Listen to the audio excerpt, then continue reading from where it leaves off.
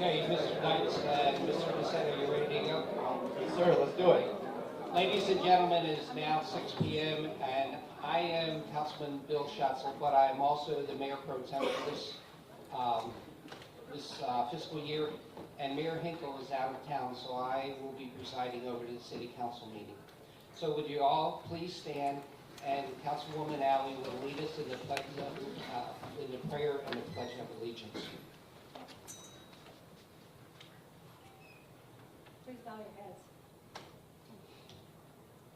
Dear Lord, please place a hand over all of us today, over our country and over the men and women who serve in our military. Help the people who sit at this council remember we are to be good stewards of our citizens' money. Bless the workers and staff that keeps the city working. Let us reach out a hand to our neighbors and love one another. We are blessed in this country to have the freedoms we have. Keep our leaders safe and direct them in your name. God bless the United States, and it's in your name we pray. Amen. I pledge allegiance to the flag of the United States of America and to the republic for which it stands, one nation, under God, indivisible, with liberty and justice for all.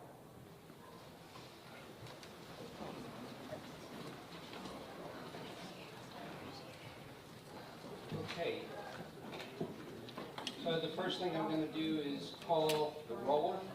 So Mr. Schatzel is here, Miss Alley, Here.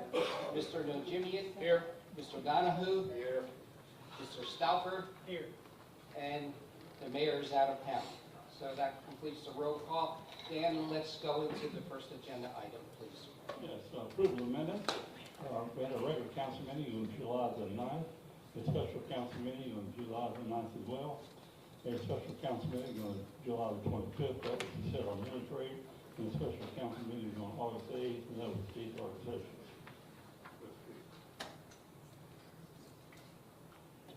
Thank you. Looking for... Motion to approve. Second.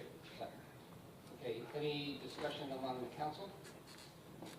Any discussion from anyone in the audience? Okay, we'll have a roll call then. Mr. Stauffer? Yes. Mr. Donahue? Yes. I vote yes. Ms. Alley? Yes. And Mr. Nojimian? Yes. Okay. And the next item, please. Yeah, ordinance 240901, this ordinance on first reading, an ordinance in the city of Knoxville, Florida, amending Part 2, the Code of Ordinances in Knoxville, Florida, Appendix D, Article 7, as such pertains to home-based occupations, providing for rural home-based business regulations consistent with general law, and providing for enforcement, severability, conflicts, codifications, and an effective date. Anybody looking, motion to approve or deny? I'll make a motion to approve. Second. Second by Mr. Stauffer. Any discussion by the council? So that the audience understands what this is about, could somebody come forward and explain this ordinance? Ma'am, I can take care of that for you. So back in 2021, the state of Florida passed a statute regarding home-based businesses, due in large part to COVID. And so the state legislature restricted municipalities' ability to oversee, manage, and control home-based businesses. We had a home-based business ordinance on the books that is not in compliance. And so that's all this is just updating our ordinance that is in the Land Development Code to bring it in alignment with the state statute. Thank you. Any further questions from the council? Seeing none, any questions from anyone in the audience? Seeing none, I'll call for a vote. Mr. Nojimian? Yes. Ms. Alley? Yes. I will vote yes. Mr. Donahue? Yes. And Mr. Stauffer? Yes. Thank you. Dan, it's over to you. Next ordinance is 240902, on first reading. This is Jerry and Linda Reagan's 728 Powell Drive, request their property rezone R1 single family residential to R3 multifamily residential, and have official use, land use of NDR, meeting density resolution. Thank you. Looking for a motion to approve or deny.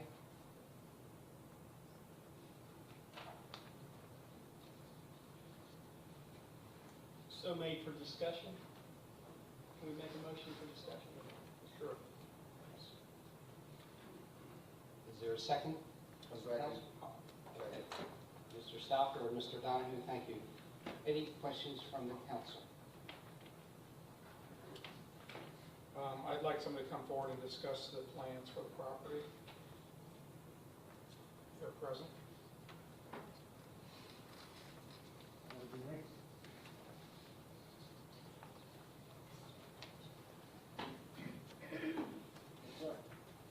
Can you tell us a little bit about what you're doing?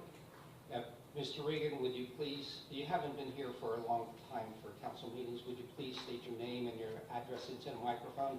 And you can adjust the microphone so that the people in the audience can pick up your voice. Thank you. My name is Jerry Riggins. I live at 402 13th Street here in Knoxville. My intention with what I'm trying to do is trying to make we're trying to preserve a resident that's been in the family for a long time, actually, is what we're doing. So we're going to try to do a short-term rental. The purpose of that is so that I can maintain it and et cetera.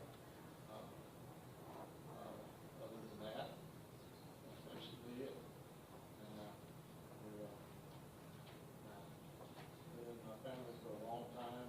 I don't want to see that when I ask them for any density change, I'm thinking major commercial or anything of that nature. We're just going to do, like I say, short-term rental, out and do long-term rental. Basically, we're just trying to keep the property that's been in my wife's family since the 70s, and we feel like this is the best way we can do it. Okay, maybe I'm misunderstanding the request, because the request is taking it from R1 to R3. Yes, sir. Under our ordinances land development code, you can only have short-term rental facilities in an R3 zone area. But that ultimately provides a freedom for higher density too, though. Yeah. So once that approval is made, even your intentions may be not to do higher density, but that location could then support higher density with the rezoning. Sure. Correct? Yes, sir. I'm going back and looking at the planning commission. The planning commission denied this. And maybe they denied it because no one was there to speak to the topic. Very possible. Having to do some pretty serious doctor's appointments with my wife, and it tends to fall on every one of the planning commission meetings. Yeah, I'm sorry to hear that. I am. Yeah, my recommendation. So there were residents from that neighborhood who spoke at the planning commission as well in opposition to this, and I think some of them are here tonight. Yeah, my position on this is I would like to table to send back to planning since they didn't get an opportunity for the Reagans to go through their story with them before coming to council. We brought this up before. There's been times where if we were unsure, if planning was unsure on something, pushing it to council versus tabling it for a future meeting. So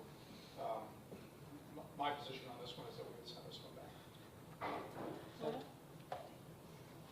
I don't think they were unsure, they voted no. Well, they said the Reagans were not present at the meeting, so when you have somebody who's making a request that is not there to defend their position and explain what it is they're doing and why, then planning can't make an educated comment on it. So at this point, we don't have an informed position from our subcommittee. Well, sir, I don't know if this will influence your position one way or the other, but during the planning commission meeting, it's correct, the Regans were not there. I was there though, and while I was not speaking on behalf of Mr. Regan, he and I had a conversation previously about his intent for this property, which is what he just explained to the council tonight. I conveyed that to the planning commission before they voted. But again, not advocating one way or the other. Understood. Okay. Any other comments by the Can we council? hear from the planning commission, just what their comment would be? Is Doug Tolbert here or somebody? I'm sorry. We're gonna let the planning commission say something to us right behind you.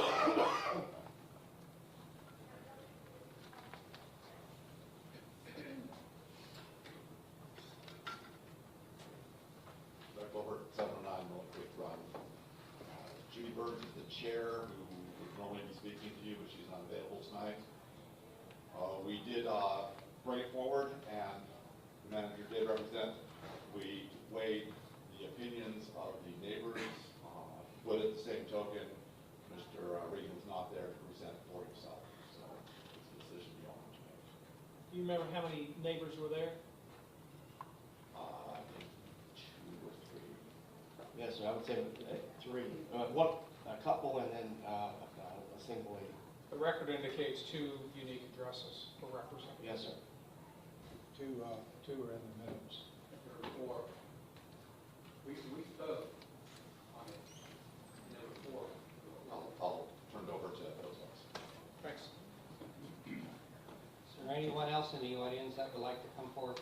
Please come forward then and state your name and address, and you can adjust the microphone so that we can all hear you. I'll hear me about it. I'm Tammy Salisbury, my address is 1104 Franklin Court here in town, and my question is, it's an educate me question, if y'all don't mind. R1 and R3, why, do you guys know why it's required, if you're gonna rent a property, why the R3 is required over R1 if it's still owned? Because that does change, doesn't that mean they can build a multi-family housing unit there, or like say an affordable housing, or something like that? Ma'am, please, if I And don't misunderstand what I said. Our current I'm just land, asking. yeah, sure. The current land development code only allows short-term rentals in an R3 zone area. All the other zoning areas, you cannot have a short-term rental. You can have rentals, not short-term rentals. And so that's what they're trying to do. The Regans are trying to do is rezone this from R1 to R3 so that they can have a short-term rental. So what is short-term versus a regular rent? I mean, like, how long is a short-term? What makes it a short-term? I don't recall what the standard is. Thank you. Well, long-term has to be 6 months or longer, to be considered long-term. This one is nightly weekends, because I've been looking into the R13. Anyone else in the audience want to come forward on this, please? And state your name and your address into the microphone, and address it as required. All right, my name is Doug Savage, I'm at 718 Cypress Drive, and we spoke before the planning commission on Monday, last Monday, and it was denied. And the reason that we have an issue with it is that they want to go to R3, which if they don't own it for any period of time, somebody else gets it, they can do R3. We don't want short-term rentals there anyway, so short-term rentals like Airbnb, it's like a hotel. Right now, that neighborhood is on the upswing, and I'll talk about it when we go through these other ones, but the last 6 years, there's been 16 new houses put there, 16 new individual houses. So the Powell subdivision is the oldest subdivision in NYSER, and right now it is being redeveloped on its own. Okay, so that's the way we want it to go. Now, a short-term rental, that's going to go backwards. And then again, I have nothing against these owners renting the property, but if you get it zoned to a short-term rental, they leave, somebody else has it, and that's an R3. So that's going the wrong direction. So we're opposed to it, and their property is actually on the corner, so it backs up to Cypress Street. It's on Powell, Cypress Street, and Cedar. So it's in a very visible location. So short-term rental is not the way to go there in Powell subdivision. Again, it's going in the right direction. We have a lot of new houses there. You have the Meg's Park now unit there. So that's the way it should stay. So it should stay in R1. If they want to rent it, rent it. They don't need to do anything. Just keep R1 and rent it. And no short-term rental. Anybody else in the audience would like to come forward and speak to this issue? My name's Carolyn Clark, and we're buying 724 Powell Street. So I oppose to any of the short-term, nightly, weekly Airbnbs, or any of the commercial properties they're trying to change. I'd like for it to stay as is. Thank you. Anyone else? Okay, I have a comment also as a council person. This issue first came to us back in April, and I'm going to read what it says. It was Resolution 2404-02. Gary and Linda Reagans at 728 Powell requested special exemption to our land development code, table 7N-1, schedule of permitted and special exemptions used by zoning district to allow for a bed and breakfast into the R1 zoning district. When it came to city council later that month, Mr. Veitch recommended a continuance, which we did. It came again before our city council in May, 1 month later, and again a continuance. So it came up before city council in June 11th of 2024, and Mr. Deitch stated back in that time frame that the current law prohibited, as you correctly said, short-term rentals. So that's why you're looking at the land development code. So since the city of Niceville already prohibits and we were grandfathered in, and he then said that the homeowners were looking into a zoning change of the property, which is now coming forward to us in this current resolution. Mr. Reagan, my question to you, you mentioned short-term rentals and long-term rentals. And what are you looking at for short-term rentals? Would you please come forward to the microphone to answer that?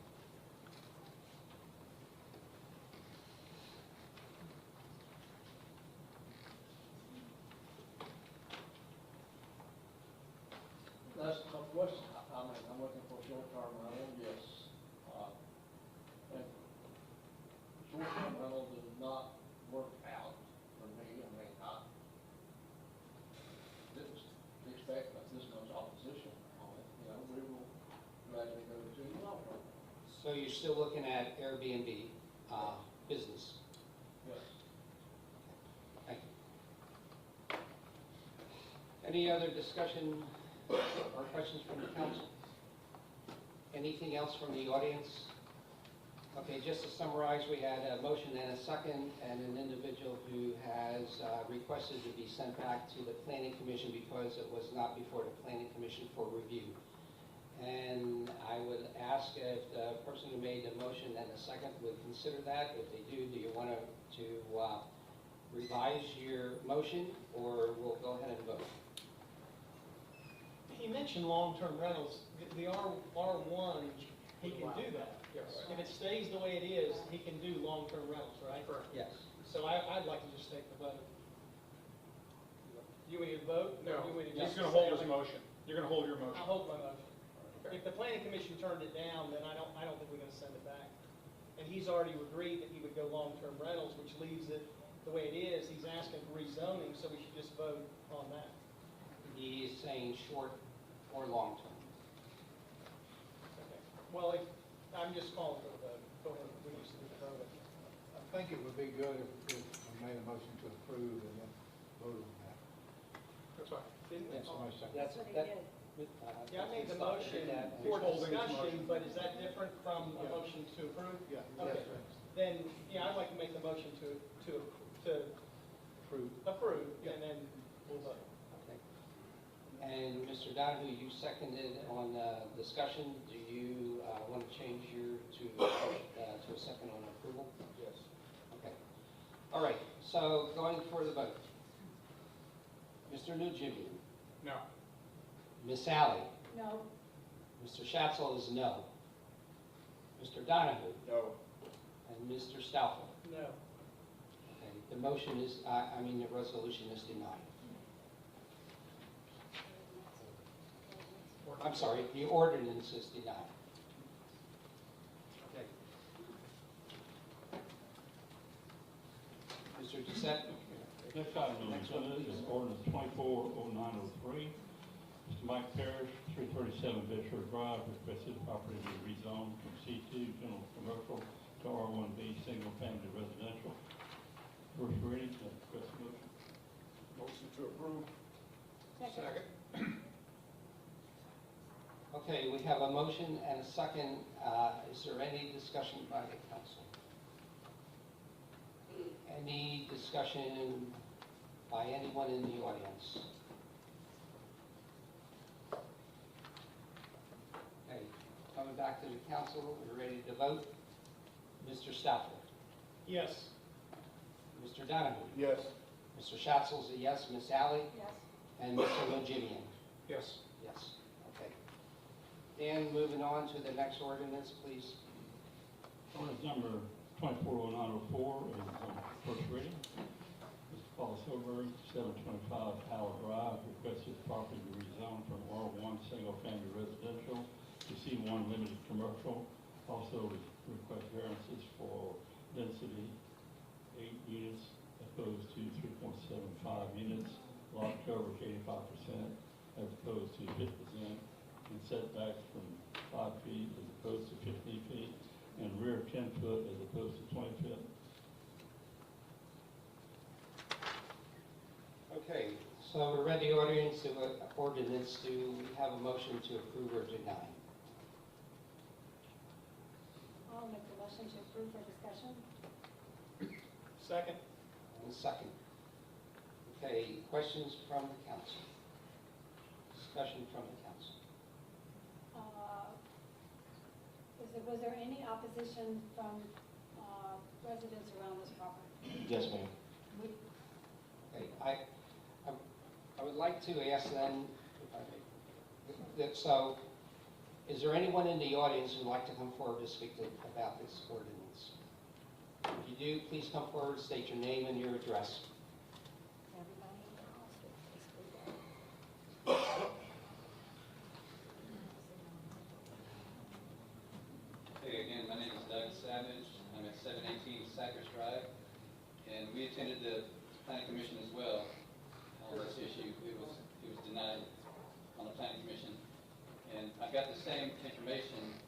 I'm sorry, there was some discussion. Just pause for 1 second. Were you asking someone to come forward to talk about what is it? Yes, anybody in the Proponent audience for the project. have a question or concern about this, and that's why Mr. Savage came up. Okay, I misunderstood you. Apologize. Am I okay again? Yes, please go. Please continue. We're Again, confused. Doug You're Savage, fine. 718 Cypress Drive. I checked them right before and they Cut were me fine. off. Like, You got hooked.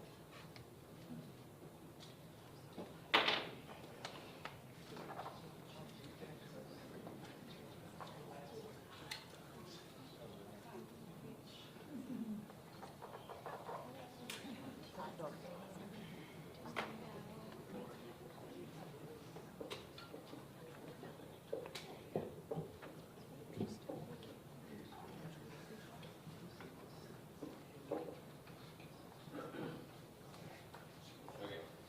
Are we ready? Okay, Doug Savage, 718 Cypress Drive. I attended the planning commission meeting, which this request was denied, and I'll present some of and more of the information that I provided there. First of all, the request to put an apartment over there in Powell subdivision, there's never been an apartment complex there. As I mentioned before, in the last 9 years, since 2016, there have been 16 single-family dwellings built in Powell subdivision, either empty lots or tearing down the old houses. In addition to that, there's been another 7 units that have been remodeled. So the redevelopment of Powell subdivision is happening on its own. Now, what's being presented is actually from what I consider the Parton Redevelopment LLC, because they own the 120. They're trying to get an apartment building in there, and it's whatever they say, that's fine. Trying to get affordable housing for educators, city of Niceville. That's not what's happening. It's part of the Parton Redevelopment LLC. That's what it is. The apartment complex will not fit there. You've got a lot that is odd shaped. They're trying to put a 2-story apartment complex in there, 8 units with parking, and it doesn't work. Now, I walk this area every day, and if you go down up here to Palm, there's an 8-unit apartment complex up there, and it's owned by Powell, by Margaret Powell, and it's a 1-acre lot, and they're using about 40% of it. On that 8-unit apartment, there's 13 parking spaces across the front. There are 16 garbage cans on the side. There's a privacy fence because you have a condensing unit for each AC unit, and that barely fits on that lot up there, which is 150 by 300.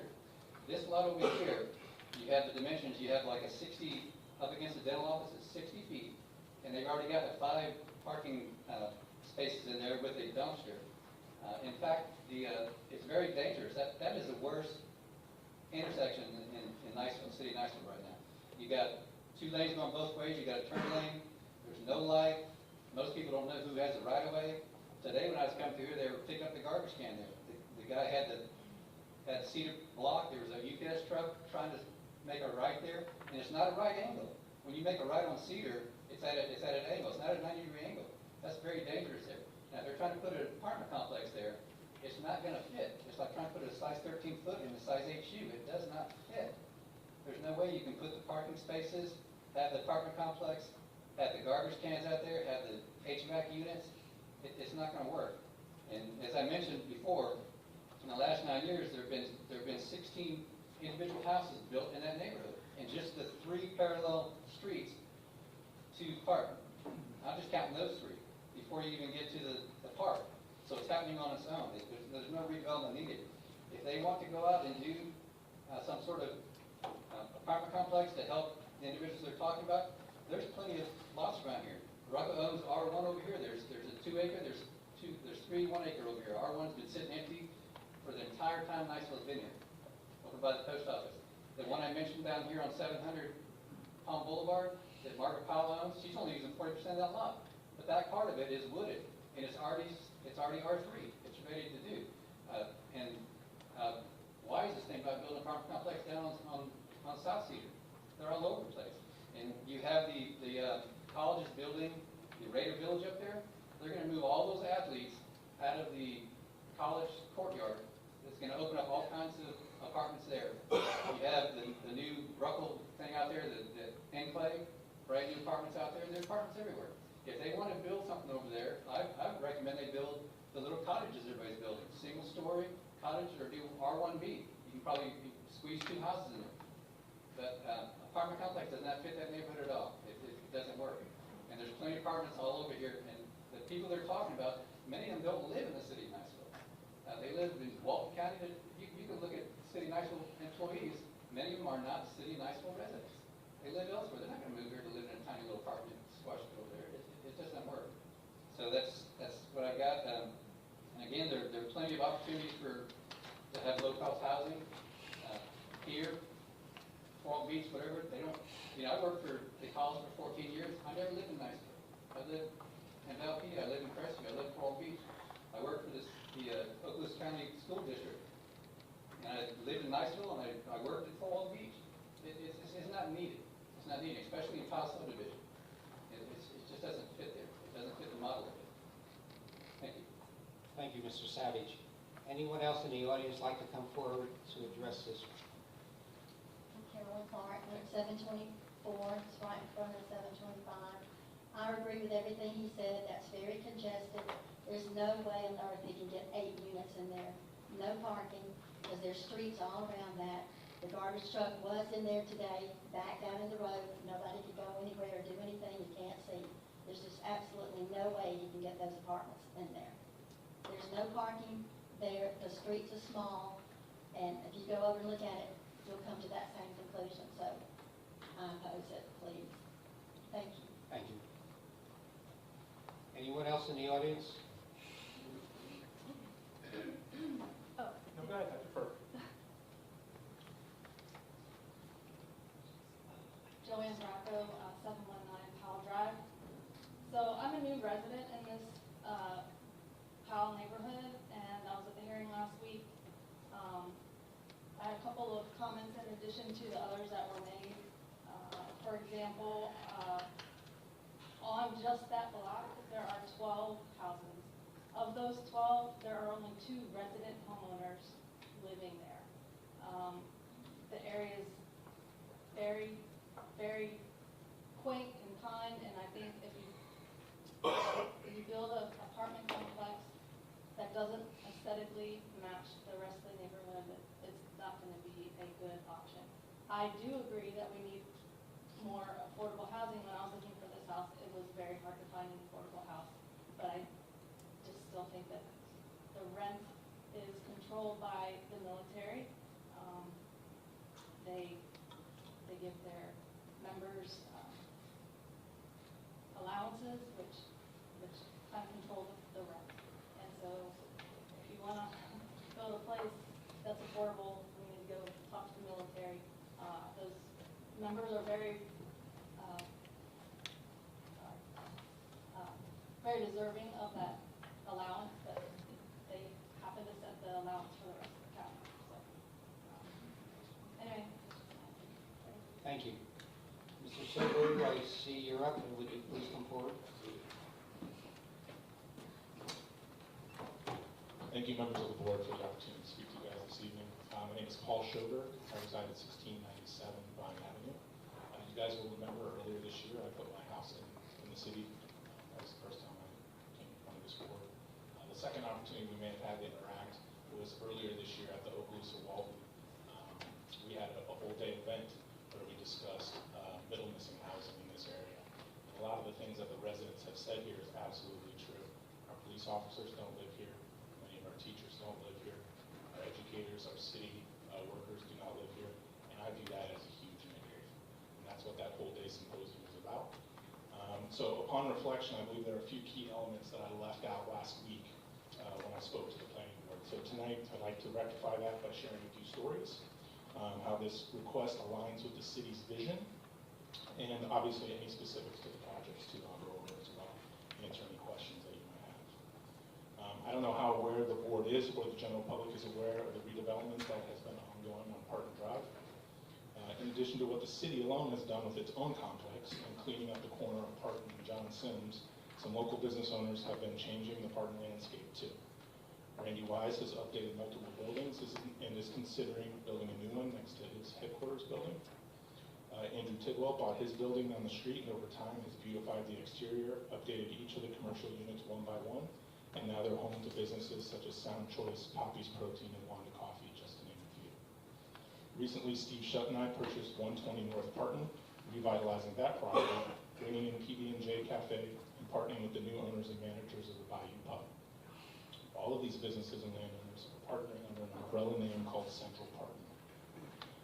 And the hopes of Central Parton is to create a more walkable and communal space for Niceville residents along the Parton corridor. And I'm happy to share that it's already starting to work. Because of the proximity to Ruckle, Niceville High School, the city complex, and Cross Point, this makes this a unique opportunity. The businesses are packed. People are walking the streets from Pounders all the way to Cross Point. Parton has really come alive, and we're not done yet. In fact, we're in talks with multiple landowners and businesses, including the Costa family, who recently bought the MJ Coffee building, about redeveloping their property and expanding the Central Parton footprint to include Parton and down Elm Street for special events and different opportunities for the community to gather. Also, I would love the city to consider expanding its plans for CRA and multi-use paths throughout Niceville by considering taking over responsibility for the section of Parton Drive that runs through the city from FDOT, so that we could use the road on weekends for events, install crosswalks, and perhaps add additional street parking. So entrepreneurs are already making small bets in our community and investing in this area, and it's working. And my project today is just another one of those small bets. But like we discussed at our housing symposium earlier this year, our counties are really struggling with housing for our teachers, first responders, city workers, etc. The goal of this project is to build an 8-unit building that provides our teachers, first responders, city employees, 1-bedroom, 1-bath homes in walking distance to their job, the city amenities, Central Parton, and surrounding businesses. I understand the concerns of the neighborhood of Powell. This property sits on the edge of that neighborhood.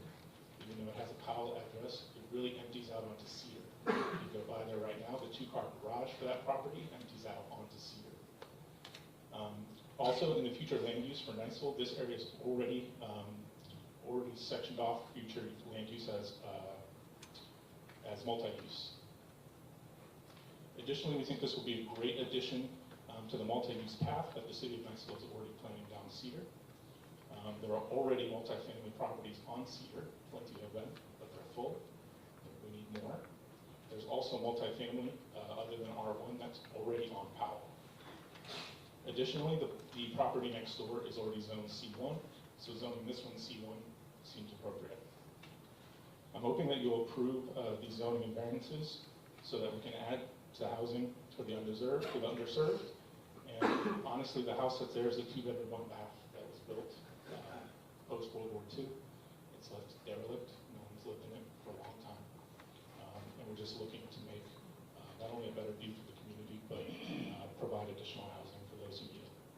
I I have lots of other stories, having spent so much time in the Parton area, but perhaps I'll pause here for any of your questions, and I'll have the opportunity to share those questions.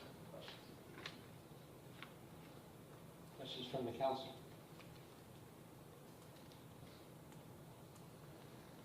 I don't know if I have a question. I do like the idea of building apartments and having affordable housing. I just don't know about location is probably my biggest concern. So that's where I am right now with this project. Sure. So particularly if you drive down Cedar right now, on the edges of all the communities there that have single-family homes, there are already multifamily. So we think this fits nicely with what's already on Cedar. And when you add the multi-use path, you've created a great environment for people not to even use their cars. If we're putting teachers in there and city workers, they want to work. They have the multi-use paths that the city is going to be putting in. It's starting to create the environment that I think we need, and I think that the city already wants to do. And so I think this is a shared vision. I'm not asking in the middle of the community to build an apartment complex. It's on the edge. The parking already for it empties out onto Cedar. Technically, this property doesn't really feel like it's part of the community anyway. That would be my response, sir. Any other questions from the council? I have a question for you. You talked about having teachers, police, city workers, environment. Are you also saying then that your rent charge for your units will be less than the going rate that some of these individuals, whoever they might be, whatever profession they have, that they will then be going in at a lesser rate? So the statistics that Okaloosa and Walton shared at that symposium that some of you were at was that housing needs to be about 30% of someone's take-home pay or someone's salary. I've taken a look at what we are paying teachers and what we're paying city workers, and those folks would fall in line. But I mean, you can't, if a military person comes with his BHA, at least that's what it was when I was in, you're not going to turn them away, are you? Can you? No, I can't legally turn someone away. That's will get me, well, Right. Ms. Alley would know that. That would get me And I very know it's a rhetorical question, Yeah. but the point is, you're saying it's for this group, but you're not guaranteeing that you cannot No, guarantee. I cannot guarantee, but what I can tell you is that I've already talked to school officials, I've already talked to city leaders, and I'm trying to put the word out on this earlier before we open it up to the complete market. Because there's nothing better than for me to be able to go to Charlie Morello and say, hey, you can hire two brand new graduates from FSU, young teachers, and they'll have a place to live and walk directly across the street. Those are the things that I'm doing that are community-based, that I love the opportunity to come from the board to talk about. I have a question because you have two different drawings in here. Yes, ma'am. So, what is the difference and which one are you leaning towards? So we currently don't have a preference on either, but we thought we would provide two opportunities. One to show that you can actually fit this on the property and do it in an elegant way. One of the drawings has it exiting onto Cedar and the other onto Powell. And so we were trying to be sensitive to, obviously, the not in my backyard folks, to be able to provide a couple of options. So the other question I have is shows 1, 2, 3, 4, 5, 6, 7, 8, 9, 10 spots, and you have 8 units you want to put in here. That's correct. So we actually exceed the parking requirements. Okay, but if somebody moves in, because most everybody has 2 cars, there's not going to be enough space to park them. My other question is where is all the garbage cans going to go? Sure. So some of these questions are starting to kind of get towards construction. So if you don't mind, I'd like to invite Jason Rosenbluth up so we can answer some of those. He's the gentleman who helps me build these projects. Hello, Jason Rosenbluth, 991 North Bay Shore. Paul and I have been doing building in the area for the last couple of years, with always a goal to try to create something a little bit more affordable. I don't think we've ever really got to the point of what we really want to accomplish, and the only way we could really see to do that is to increase density, reduce unit size. So I did provide the site plan for this property. It's conceptual, of course, in design, and I'd like to answer any questions that you have. But first, I'd like to mention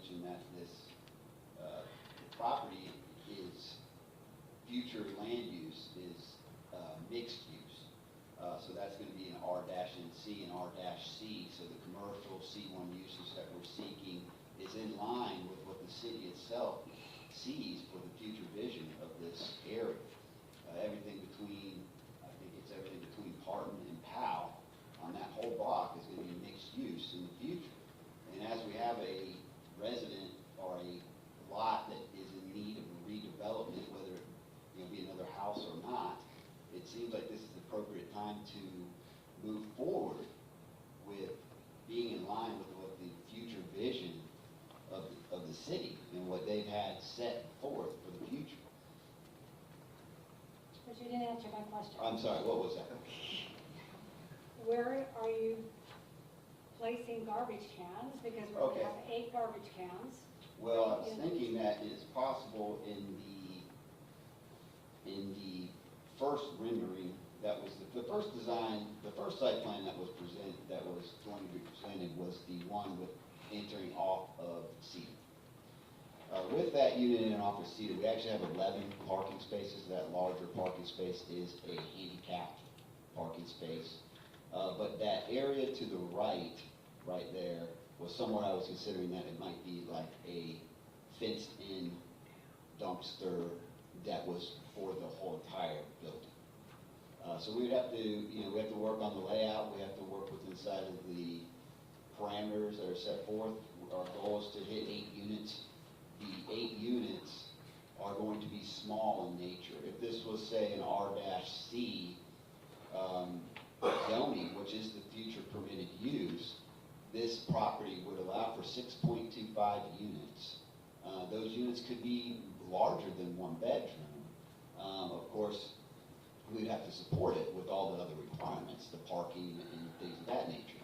We have shown here that since we have scaled this project, it's kind of comparable to, say, like 4 2-bedroom units. We've scaled it to an 8-bedroom apartment, and the reason why we did that is because we want to hit price points that are what the city and the county have been talking about.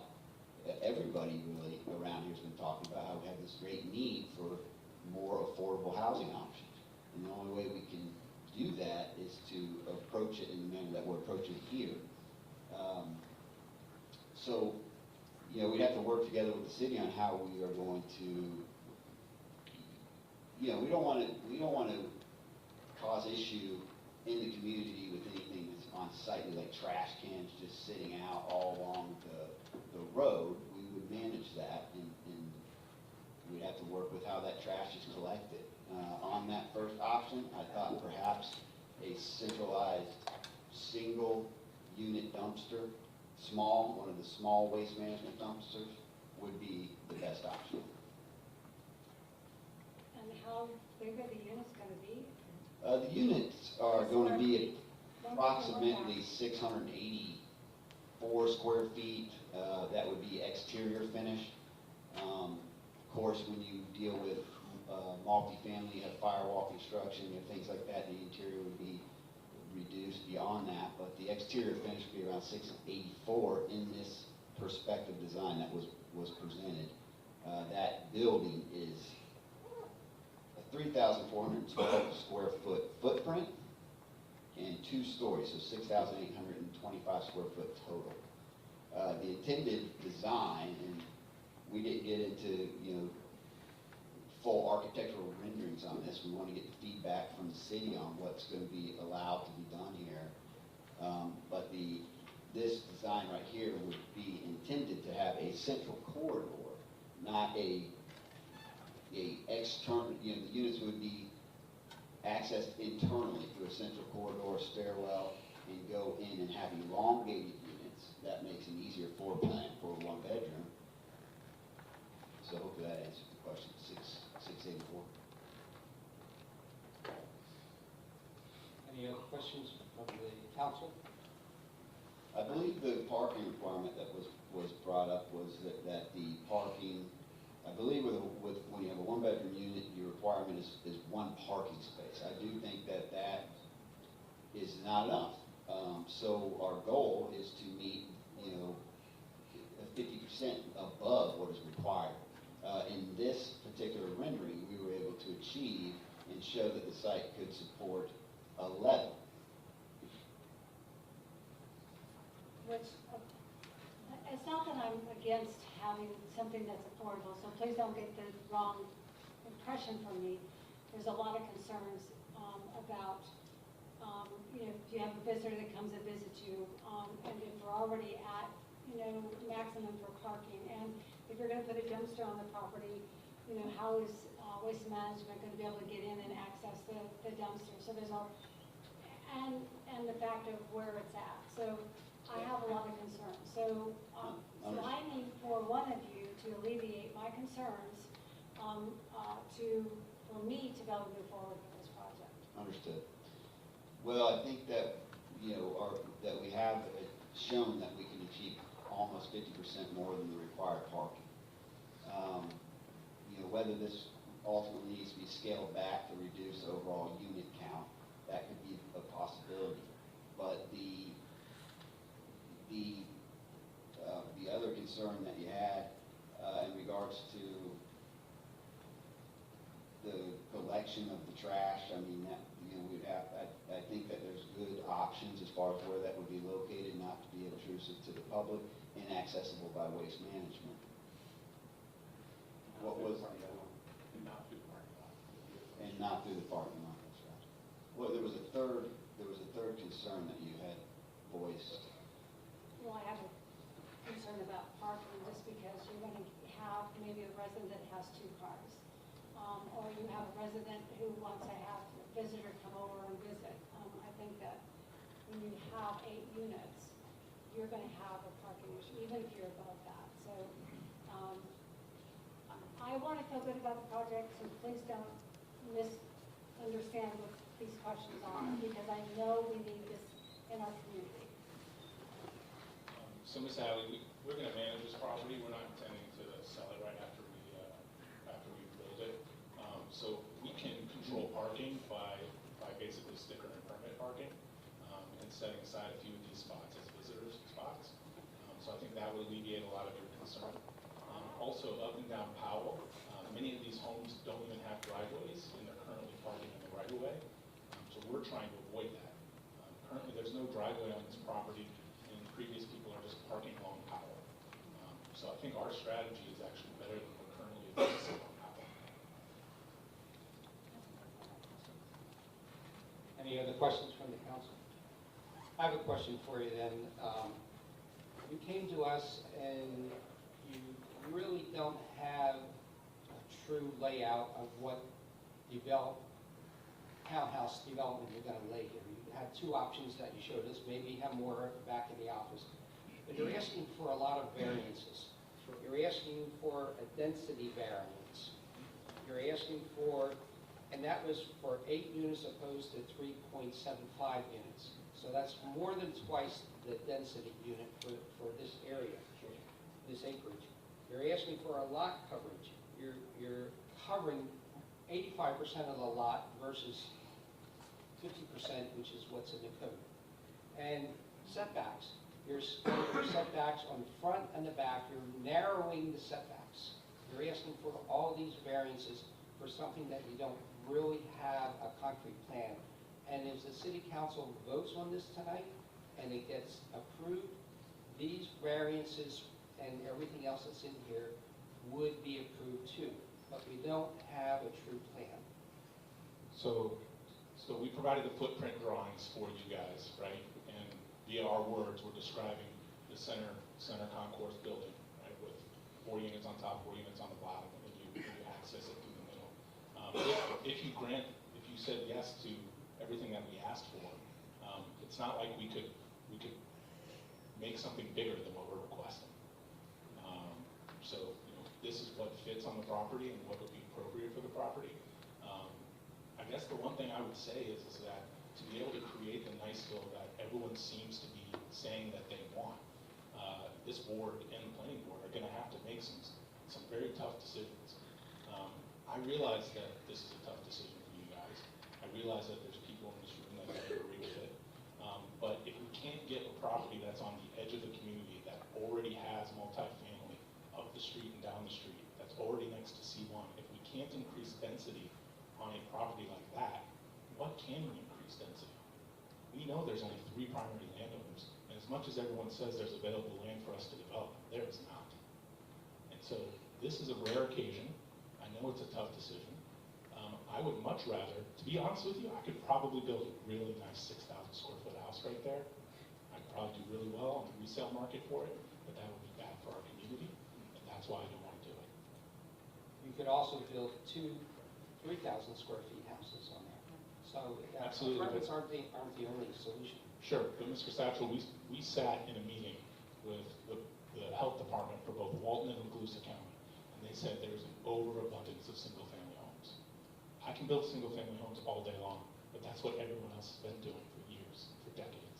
And that's why our teachers, the people who cut your hair, the people who teach your kids, the people who are at your churches, can't live in Niceville anymore. They just can't.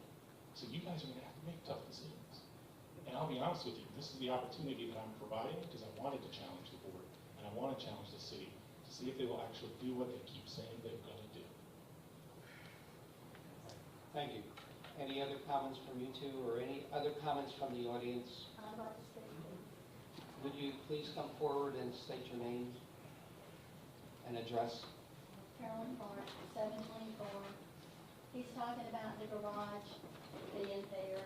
There's a chain link fence all the way around this house. I've been in it, I viewed it, nice little cottage. To the back right here, almost the house is to where the garbage cans are. On Cedar right here is a chain link fence. You can't park there because it's not enough. The garage has never been used, as I can tell, to go in and out. It goes into the house from here. You can't go in and out because of chain link fence. As far as us parking in the street, Powell's very narrow, chain link fence across there. Those people park right here on their property, not on the street. Because if you parked on the street on Powell, nobody can get through. All of us have driveways down there that I can see. And then you park right here where the chain link fence is, right outside your chain link fence on your property. So there's no way that you can get everything he's talking about. The garbage cans, I don't know where he would put those. I don't know where he's going to put 8 parking spaces because those people had 2 cars parked out here on their property off the street. So if you're going to park up and down Powell, we can't get in and out. Thank you. Any other comments from the audience? Yes, ma'am, please come forward. Tammy Salisbury, I live in 04 Creighton Court. I think we need an affordable, I'm just proposing whatever, I'm not the boss, but affordable housing 101 full disclosure. Where's the money coming from? Who's investing? Who's got, who's got a vested interest in affordable housing? Why are we requiring an 8-unit versus something that seems more reasonable? Building all the affordable housing you want in Niceville is not going to fix the unaffordability of housing in Niceville. And I'm curious, is this a public government venture, or where does the money come from? And how is this tied to state, HUD, federal, and then sustainability goal? I believe it's 11 for affordable housing for United Nations. This doesn't jive. Because there's a lot more to affordable housing than I think is what's being. Ma'am, I don't know if this answers your question, but this is not a partnership. I'm just bringing it out. This is not a partnership. This is an entirely private venture. Private and no government? No, ma'am. I mean, not from the city. I can't speak for the state or federal, but I'm fairly Okay, certain. I'm real curious about the hard line requirements for like an 8-unit on that corner. I don't live on Powell, but I do live in Niceville. So I'm just real curious for a little more clarification on why. And just Well, maybe we can talk offline afterwards. okay. Any other comments from the audience? Yes, sir, please come forward. Mr. Reagan first, please. Need to say my name again? Can you please speak into the microphone or adjust it so we can hear you? Much better. I'm just saying, I think that if you turn, the R3 down on me, I respect that. I mean, I don't try to go against the council, I don't try to go against the residents or anything. But I would like to say this, I think you're hearing from a lot of residents and a property owner here. You have an obligation to listen to these people. These are residents on the street, and they're telling you they don't want this. That's all I got to say. I mean, I'm one of those. I mean, this is a little bit much for this, the density. I did not try to change the density, property, anything of that nature, as this people were trying to do. And I think you should really, it's your obligation to listen to these people that live in this residence. Thank you. Thank you, Mr. Reagan. Gentlemen? Hello, my name is Parker White. I live on 707 Powell Drive. Guess I gotta face you guys, but also sounds like I'm talking to a lot of my neighbors. So nice to meet you. I'm Parker. Ironically enough, after Sir Reagan, I believe, nice to meet you. I stand on the opposite direction. Living on that street is, I am no contractor or builder. I couldn't answer any of the questions you're asking about garbage cans or trash or anything, but I do live on that street. And my wife and I moved there probably about a year ago. But we also own a business on Parton Drive, which I can see my business from where I live. I live right behind 120 Bistro, now PB&J. So I have sandwiched the property they currently own. I'm on both sides of them, my business, One to Coffee, and also my home. And while I wanted to be upfront and say I can't answer any of the logistical concerns you have, I just wanted to share some of my vision as someone who grew up in the city. I'm 28 years old. I plan to live and die here and invest in this community. I would love to be in more of these conversations, but this is my first time, and what I do have is vision. While I can't answer all the questions, and I don't want to be at odds with my neighbors, and I would love to sit down face to face and have a conversation with you, I guess it's the best we can do right now, is I have a vision for what I would like to see in this city. And yes, it's not sky rises and extremely high astronomical rental prices that only military people can afford or wealthy people. I kind of wanted to speak on risk.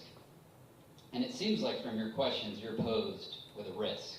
And ultimately, you're trying to mitigate and understand the risk you're about to take.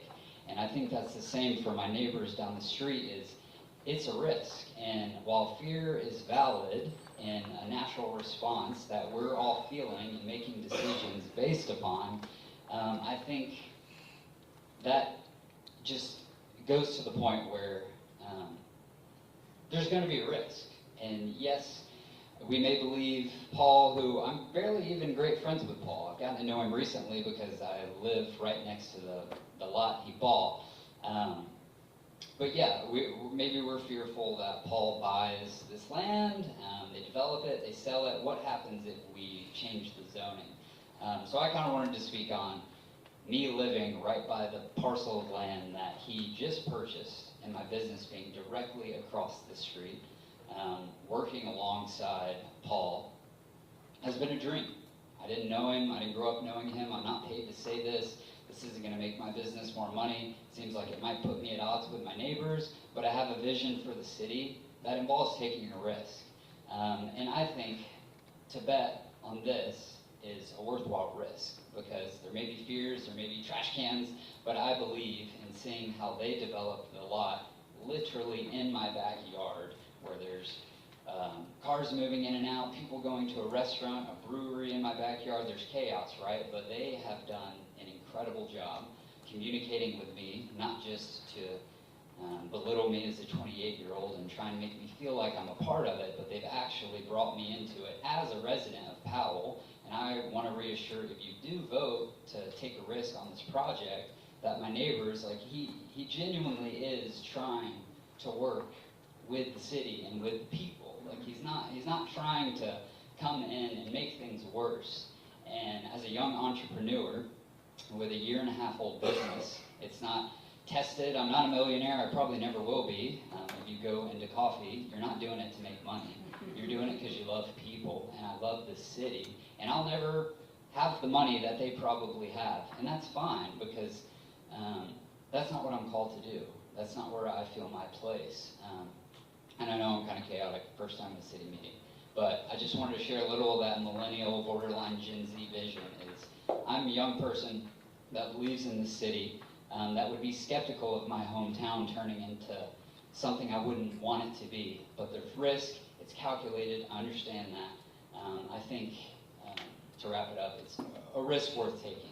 He's gonna work with the neighbors, he's gonna work with R3, the stats, all the things I don't understand. He has a good team around him that I have seen and been proxy to, because I live next door. Done a great job. I'm invested in this community, I'm not going anywhere. So I would love to see the money, honestly, that is just being spent. He could go to Destin, like he said, or build a fancy house. Like, there's better ways to make money. And I believe that he's investing it in his own backyard. So, sorry for the ramble, I appreciate you. Thank you very much for your comments. Any other discussion from the, Mr. Saul? Christopher Saul, 1405 Clary Sage Lane. I'm trying not to make a habit of giving my opinion in these, because I tend to write about them. I live on the other side of town, and I have a 5-year-old that just started kindergarten. One of the great things about her is that she is an artist. She loves to draw and do all these wonderful things, and I can see her being a teacher at the high school. And what I do see right now, 10%-ish are here, because they couldn't afford to be here. They went somewhere else. They found a better opportunity because they couldn't find anywhere to make a start here. I don't want that to happen to my daughter. I look across at the school, which is very old and probably needs to be replaced. And there's nothing I can do about that. My kid is going to go to school at Niceville High School. And that building is going to be old, and it's going to be leaky, and there's not a whole lot I can do about it from where I sit. But I can do something about what happens after her college. If she wants to come back here, there's affordable, safe housing for her to start her career as an art teacher, or an engineer, or a fighter pilot. I don't care what she does, but if she can do it here, I want her to have a place that she can actually afford to be.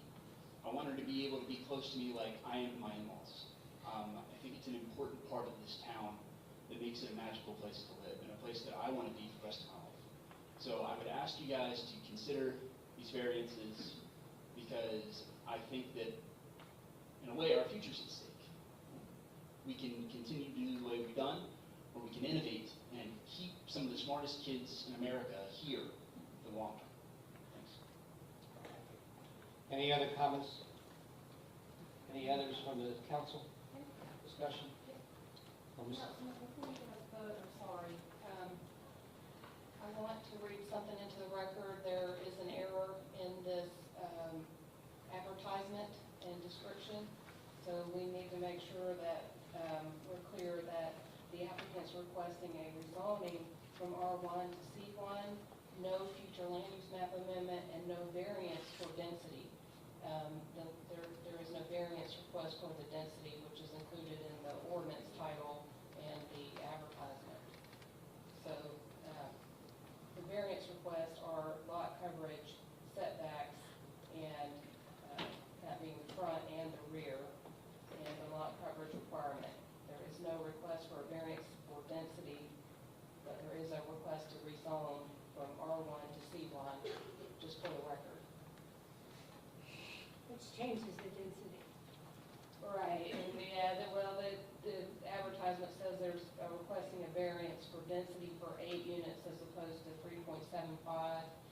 That's just incorrect. The new density will be 25 units per acre in C1. How much? I'm sorry, I didn't hear you. 25 units per acre in C1. Yeah, the R1 move to C1 automatically gives you the density. Yes, right, so rezoning, there's no variance request for density, which would be illegal. And how much acres is this property? I believe it's 0.25. No, it's got to be more. Yes, he would need,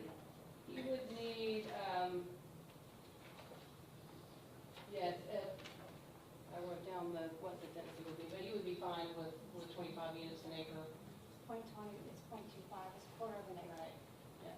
Is that on the property right there? Yeah. Okay. Oh, I see it.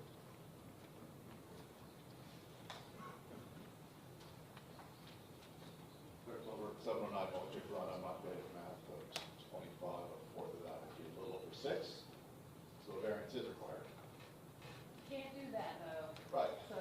But a little over 6, right? That's Well, all. I did the math, so he would need, at 25 units per acre, he would need 13, that's what I did. He would need, it's 1,742 square foot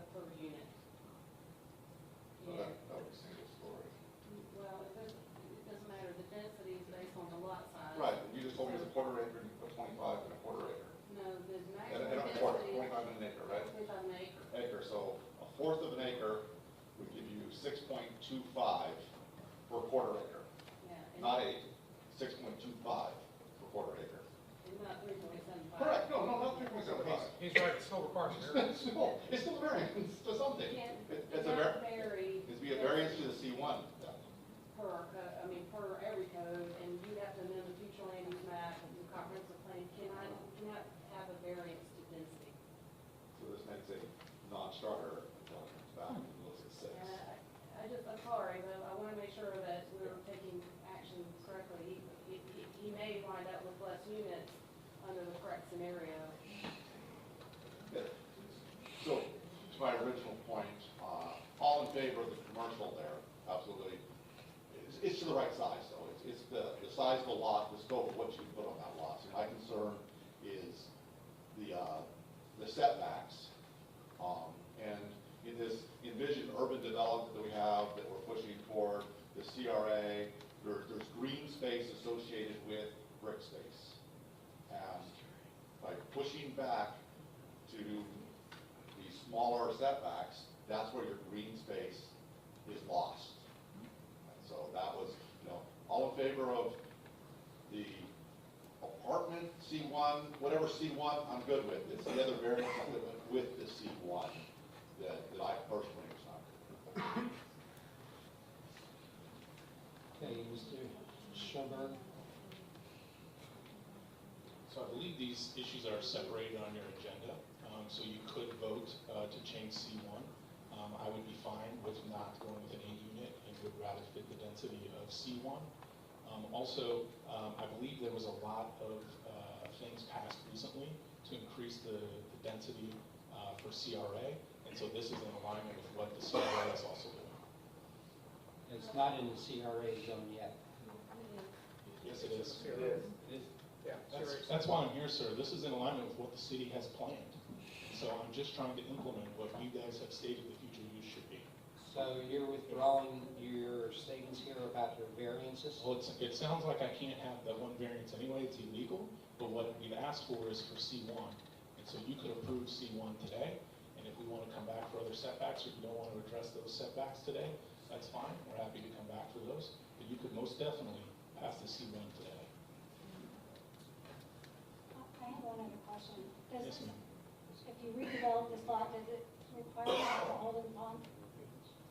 We will do all that engineering to make sure it's properly covered. We also, I believe, will have to put in a vegetation zone between the residential and commercial, and we're prepared to do that as well. We're going to do this correctly. We're going to do it the right way. That's why we can approve the rezoning, but not the plan. With no variances. You told me the special exceptions. Yeah. After the ordinance is approved. Yes. And that will give us time to replan it for the 6 units or the density that is allowed. And so I think that is an actual middle ground that we should all strongly consider. Okay. Then the motion to be approved, if the council wants to approve the rezoning to C1 without the variance. No variances.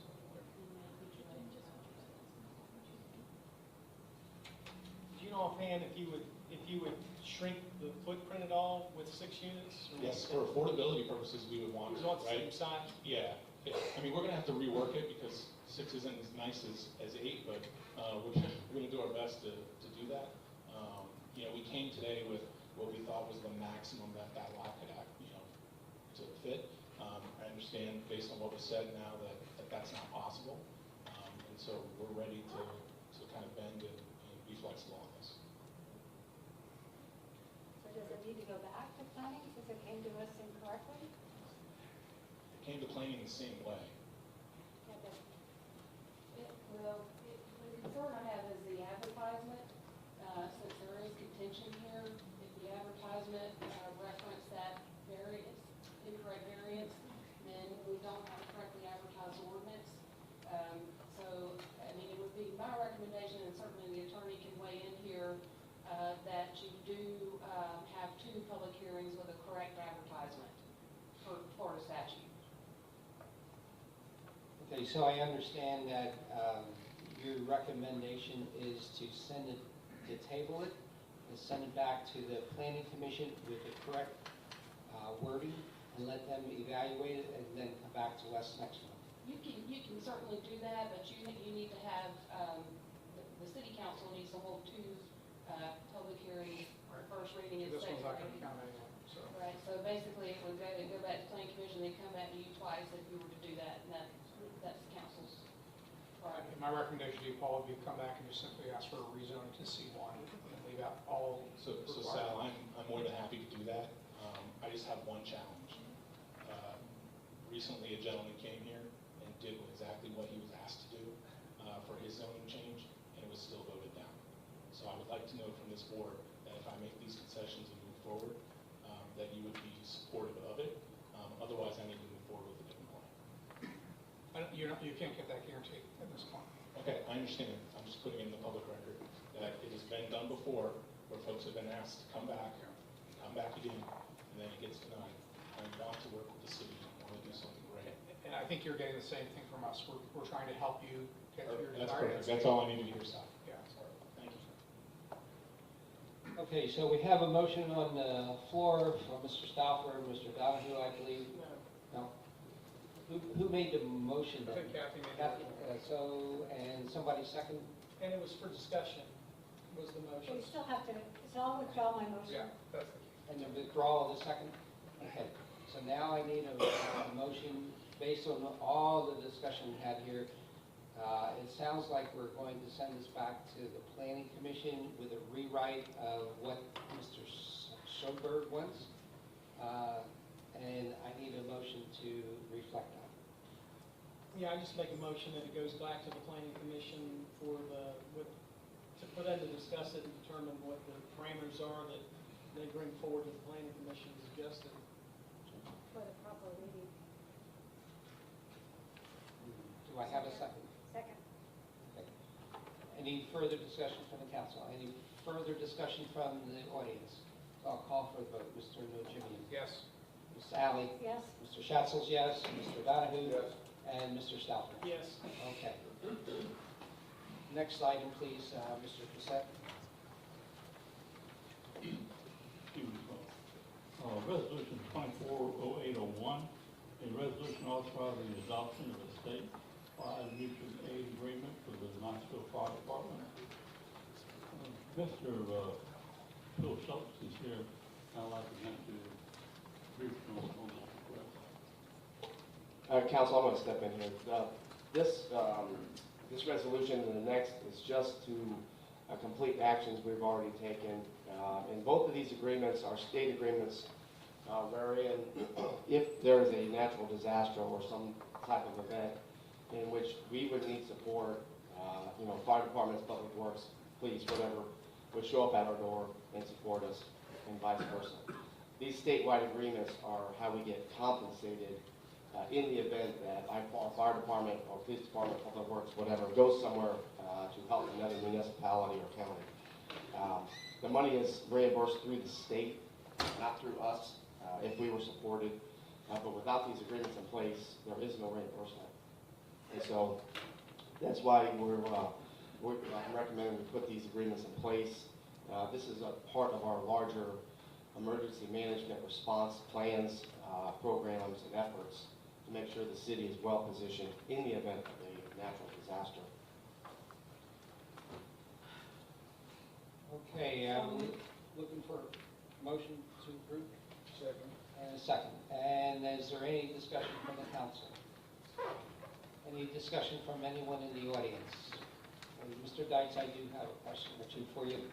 First of all, is this an update of an agreement as more than an interlocal agreement? It's a statewide agreement is what I'm assuming since it's has Governor DeSantis' It's statewide, sir. Statewide. Yes, sir. Okay, and if it is declared the emergency, or is it just like somebody needs some help with a water or sewer problem, like Valpy might have had? No, so these are natural disasters. Natural So like disasters. when our fire department has rolled south to help municipalities in the past, they did that under this type of arrangement. Now, we have not had these agreements in place in the past. And so we, and maybe Chief Mabel can speak to this, I think we were reimbursed, but we have to have these agreements in place in order to be reimbursed if we send help to another municipality. Thank you. Any further discussion from council? Any discussion further from this audience? Okay, I'll call for the vote. Mr. Stauffer? Yes.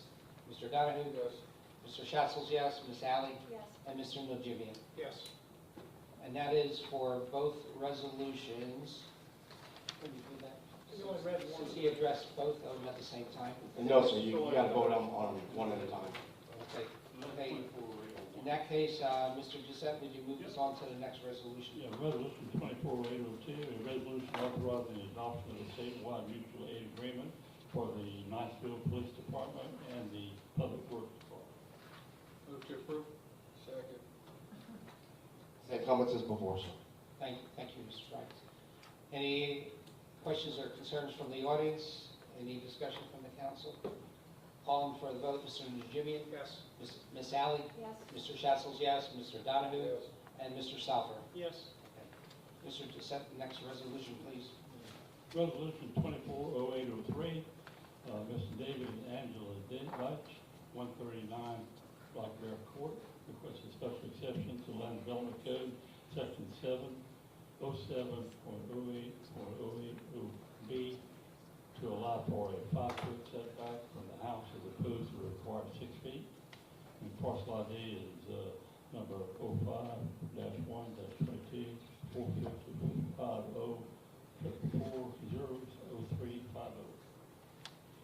Council, just to be clear, I'm requesting a variance, not a special exception.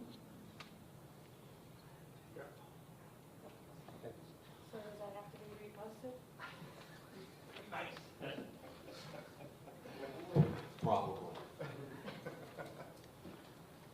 Send it back, or That did get mentioned several times, because I was on that. Yeah, the other two resolutions also are not special exceptions that Mr. Schober had requested for variance request. Well, they're gonna drop anyway. So, a special exception is a use, that's not normally allowed, and under certain conditions you can grant that use. Sorry. I will withdraw, and we'll try this again. do you need a motion to send it back? Do we need a motion? Okay, we do have a motion. No, we never had a motion. There's no He motion. So read, you're withdrawing. there's nothing, there's no Yeah. motion on it. Okay. All right. I'll withdraw it and start over. All right, so we'll move on to the next resolution.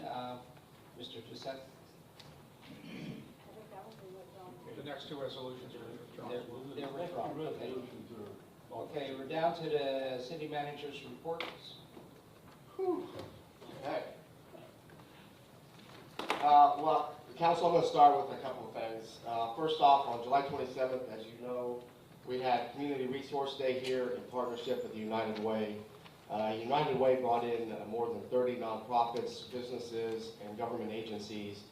And over the course of that Saturday morning, served hundreds and hundreds and hundreds of residents, providing them with information, with laughs, with grocery gift cards, and with school supplies, thousands of dollars worth of school supplies. So I just want to make a special thank you to the United Way, all the nonprofits, government agencies, and businesses that took part in that.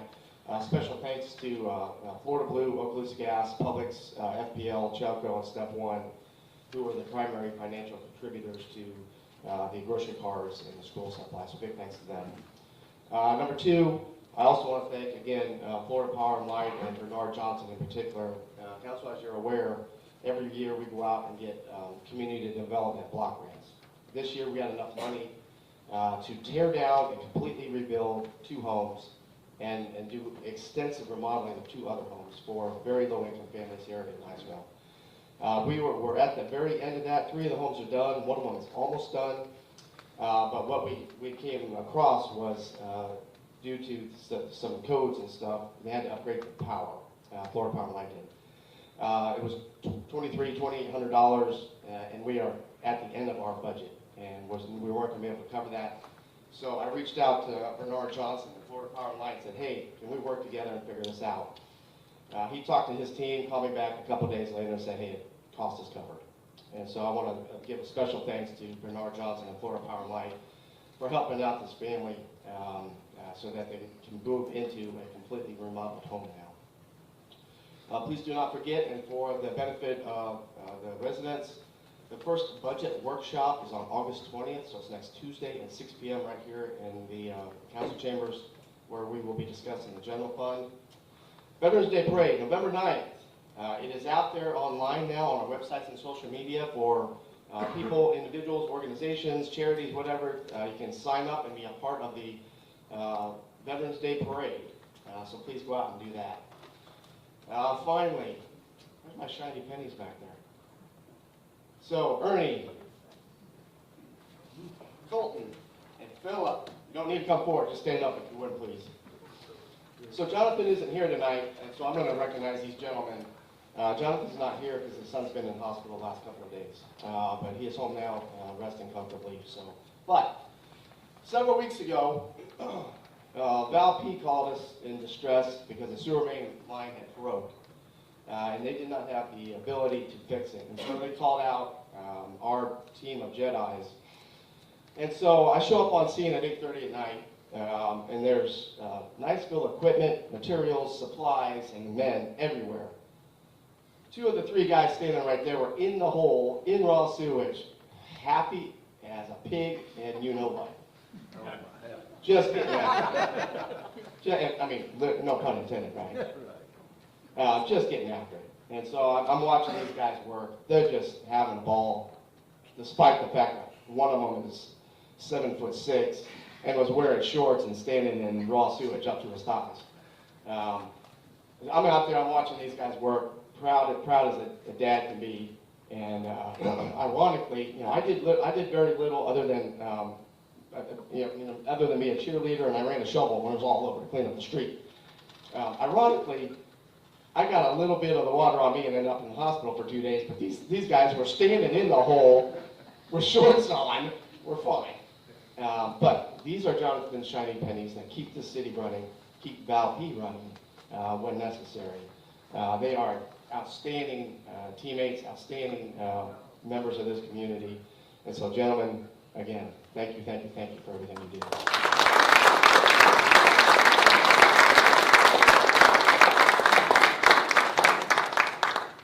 And with that, Chief, you want to come forward?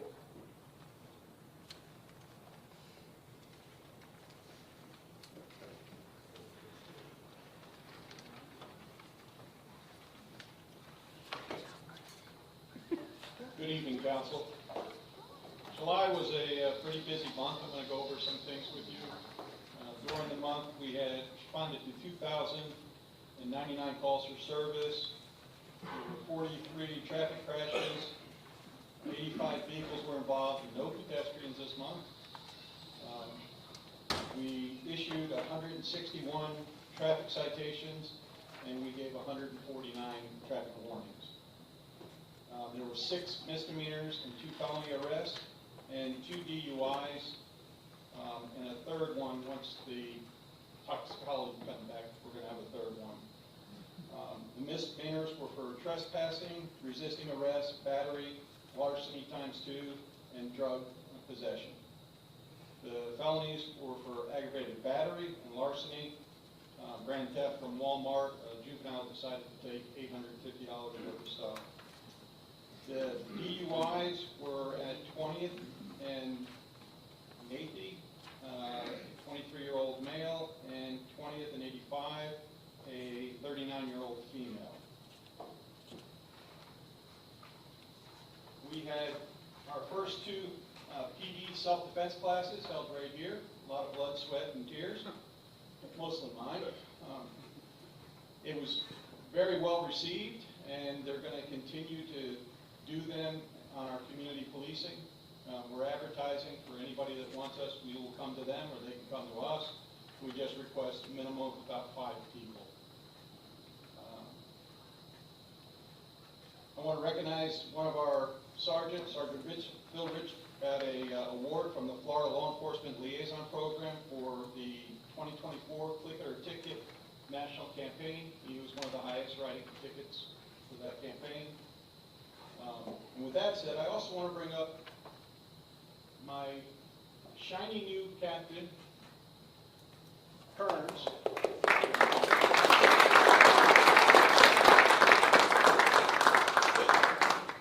I told you when I came here, we really shifted to overdrive and doing community policing, and I've challenged my command staff to take it to another level. And I'm so proud of them. They have done many things that I'm going to let him read what they've done. And they're taking money out of their own pockets, and they're helping citizens around here and try to make it a better day for them. And I'm very proud of what this young man has done to step forward. And he's the one that actually took the lead on all this. Good evening, Council. Yeah. I'm Mike Challenge, I apologize. First of all, there were multiple officers in our agency who we got together with Popos, and we managed to secure lunch and serve all the city citizens at Twin Cities Pavilion, to include the staff. We spent time eating together with them and visiting with them. It says that I led planning on that, it was there. But there were about 80 people that we served. Also, Mr. Deitch was there, the mayor was there, and Mr. Sykes was there, and we appreciate them showing up as well. We also, yesterday, were part of the security team for the rally across the street at the community center. Representative Gates, Senator Rand, and Congresswoman Luna were there, and there were approximately 300 people there. We had no problems with that as it went on. And finally, Corporal Naples and evidence custodian Tony Carnathan worked together with the Boy Scouts for their Merit Badge University this last Saturday. It was a morning and afternoon session, and they taught fingerprinting and crime prevention. They filled the requirements to get the badges for that. And there were approximately 12 scouts per group. So we had a total of around 25 that were able to get their badges to work towards their promotions within their scout group. So that's it.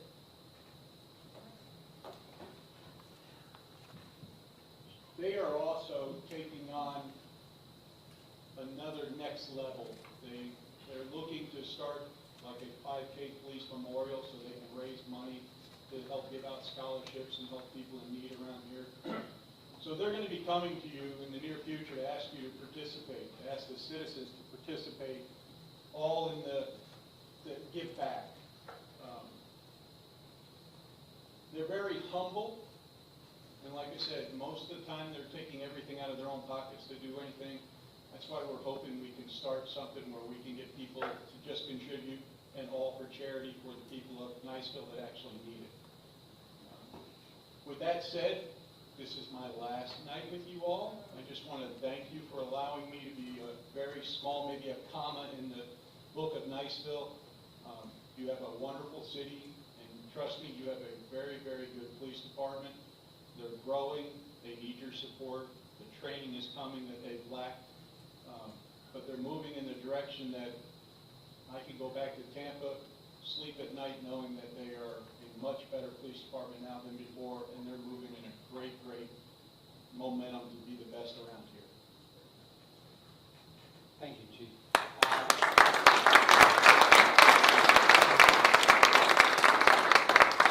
I'd like to open it up for comments from the council. So, Councilman Jimmy in first. Yeah, thanks. 2 comments and a question, all very quick. First of all, Chief, thanks. Thanks for your time here. I know you're going to hear from all of us, but really appreciate it. Second comment, Captain, for you as you're pushing on with these community-based events, please consider integrating the Youth Advisory Council that we have. The events that you already mentioned are what they've already done. They've been to Twin Cities 3 times already. They've helped Emerald Coast Autism organize a 5K run. They're always looking to help give back to our community. I'd love to integrate that. So talk to Miss Wendy Farmer, who is taking on a bigger role with the Youth Advisory Council. Third, and maybe for you, Chief, maybe for you, David, what's the update on the school zone speed cameras? 2 things, sir. So the one on Park is in and ready to go. They're waiting on, the company's waiting on permits for the one on Palm, and right there by Ruckle. Once they get the required permits, they will start the installation. Once both of those are completely operational, I plan to turn both of those cameras on at the same time, run a 60-day warning period where notifications will be sent, there are tickets, and then of course we'll do our own public information campaign during that 60-day period. But after that 60-day period is over, then tickets will start to be issued. On the other two, I met with FDOT today to talk about the installation or reinstallation in one case of school zones on Highway 20 by the high school and on 85 by in front of Edge. And so they're going to start traffic studies later this month after the initial shock wave of back to school fever settles down. DOT is going to do traffic studies in both of those areas, analyze the data, and then probably maybe late October, early November, they will come back to me with recommendations on whether or not school zones are even warranted in those two locations. If they are, then we'll have to have follow-on conversations about installation, timing, cost, et cetera, et cetera. Ms. Allen? I just wanted to tell you thank you for coming in this interim. You've done a wonderful job, and I know you've uplifted the police department. I want to tell you congratulations for making captain. I'm looking forward to the party. I always like ice cream and cake. And I'm going to challenge Mr. Sal over there to the 5K. So him and I will be at that 5K. So, We will be. My money's on her. And maybe So we'll is do mine. around the veterans big parade or something, but we'll be there. Chief Loverling, I guess it almost seems like a lifetime that you've served up here, but it's probably more like 6 months. But we appreciate your leadership and the guidance and what you've done, not only for your department, but for our city. So thank you. And I ditto all that. Thank you so much. You've done a great job. I've seen the changes. We've all seen the changes. And congratulations, Captain. We've mentioned run quite a few times, just to make it very clear. You've got to do run walk, because I am now a walker. I've done it once, loved it. And then today, the sheriff invited several of us up to do the Milo training. Do you guys do the Milo training in the sheriff's department up in Crespi? Do you know? Not in there yet, but we're moving to that point, if I understand our instructors that are taking over the training. Well, it was phenomenal. I mean, I got to do it. Didn't have to shoot anybody with my gun, but I did get to shoot and do a target practice, and it is amazing. But I had interaction with somebody that came to a hospital, and he took out a knife and went after somebody, and my thing was to calm him down. And it is amazingly interactive. In fact, it was Bernard Johnson and myself that were up there today together. So Milo training is something I'd highly recommend. Yes, sir. Hey, Chief, I just echo the comments of the council. You've been a great partner, great mentor, and a good friend, and I appreciate you. Christina, I appreciate you as well. Thank you for your willingness to come up here and guide us through this process, guide me through this process. I couldn't have done it without you, so thank you. You're welcome. And just so you know, my wife has been free labor. She's been helping the city too. She's a trooper, and I'm very proud to call her my beautiful wife.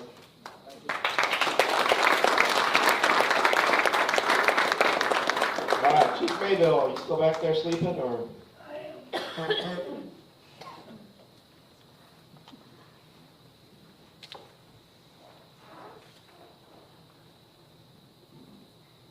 like to echo that chief, when he got here, he made a lot of difference in his crews. And not only himself, but his wife, both of our departments step in the right direction. A lot closer, a lot of training together now, a lot going on that we didn't have in the past. And it's all because of you and your wife. What you've done together, really outstanding, what they brought together. And the one thing I'd say is, and he's absolutely right, we're working great together, but you remember I challenged you to a kickball game? It never happened. I would appreciate if you declare us the winners. We had a good night. Good win. Thank you. Good win. Well, he's like a traveling evangelist, says what he's got to say and leaves town. So, Mayor Pro Tem, Mr. Satchel, council, want to bring you up to date on the activities of the fire department. During the month of July, the fire department responded to 197 calls. 5 of those were overdose calls with transport involved. And I believe they're all doing well. And then all the police and fire tirelessly to make those things happen, so citizens have a second chance. And then our fire department also, in inspections, 15 different businesses, large businesses, 3 of those failed, and then we had to go back and re-inspect, and they were minor stuff. They were emergency lighting that we had to make sure they fixed. We still have to go back to one of them. They're working on that, and we'll get that taken care of. Then we conducted extinguisher training with the hospital, all the staff up there, and that's something we do for a lot of businesses around town. If they have employees there, we like to put on demonstration. We have a extinguisher trainer. We go to businesses, and you'd be surprised at how many people have never used fire extinguisher. So they get to use it, and some of them first time, and we explain the do's and don'ts. Putting out fire with fire extinguisher and early warning to get the fire department around. So it all went real well. Fire department just finished up with about 900 hydrants throughout the city, flushing, and also making sure that the hydrants met all the flow tests. A lot of times contractors go in there and they won't notify us or the water department, and they'll turn the valve off, or that's why we do a lot of that flushing and make sure hydrants are up and running, and so when we do need them, they work. So we're out and about doing that, finishing up, and then I had 3 of the chief officers in the department, Assistant Chief Webster headed that up. We're working on a national accreditation that would bring our department leaps above other departments, leaders, and making that happen is Chief Webster leading the charge, and they went to Atlanta to make sure that we had the classes. It's about a 3-year process to get all the training data that we need and making all that happen. So we're going to be working real hard. We have our ISO rating with the Insurance Services Office at a classification of 2. And for those that don't know what that is, that's an excellent rating for your fire department. Not only that, Valpy shares that with us because they're on board with us. So that classification is 2. And you share the benefits of that for insurance, especially on commercial end of that. So I'm saying that we also are one step further in starting our ALS Advanced Life Support Program. And I'll be working with Mr. Deitch and Mr. Webster and trying to get all that up and running. We just had 2 more graduate from our paramedic school. So one of them took it, as soon as he graduated, took his test, state test. So we're up and running with that, and we hope to make a big difference in the community. And some of the stuff we'll be doing is blockbusters and just different things like that. Having narcotics on the truck. Our truck will be an advanced life support truck. So we're looking forward to that getting kicked off. It has been a challenge, okay? So it's something that just doesn't happen. It's something that not only the fire department works on, but I got to give credit to the whole group of folks right there at that table. I mean, we all work tirelessly on a lot of things, not just the ALS program, but so many things that we work on. And Dan's been very instrumental, Steve and Wendy, and the city manager as well. And then this young lady and this young man back here, may I say, Mr. Phillip there, he is a grant writer, and he worked with also Matt Webster quite a bit, writing grants. So I want to make sure I include everybody that does their part. I just can't say enough about the city workers. And Mr. Deitch, he's a city manager, but I've been with the group a long time, and I go out and that water department, everything it says about them is true. I'm not just saying that. They work very hard. The whole city is hard work, and we really proud of the guys.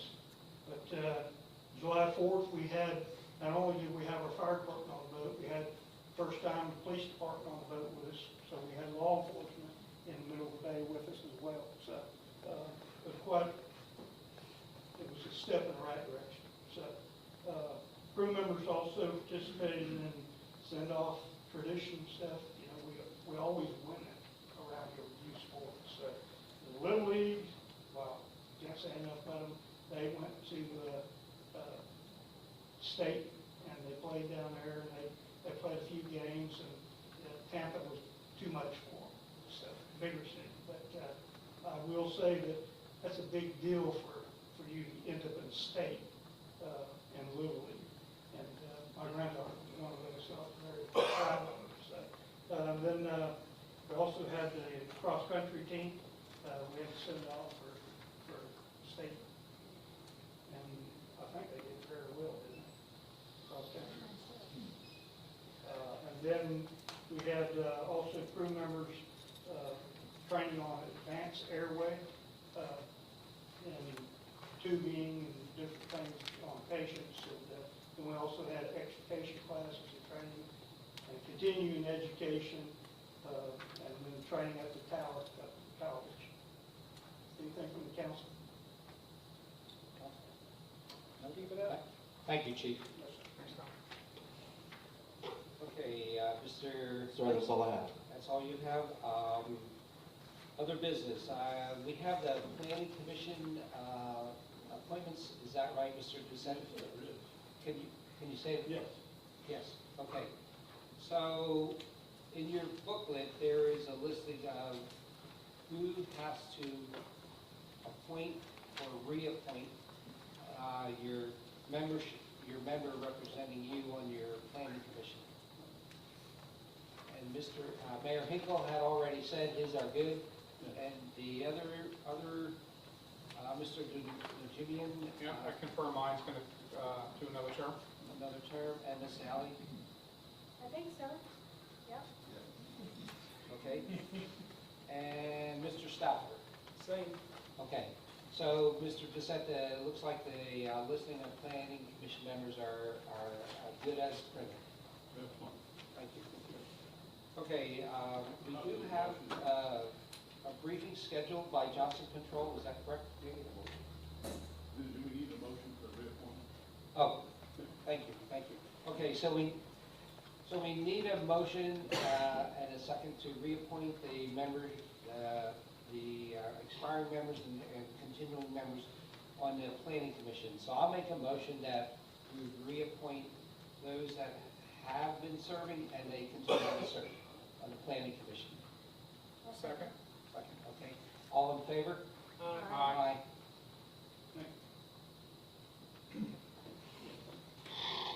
Okay, Next item is Johnson Control, and we do a presentation regarding the water meter project. thank you.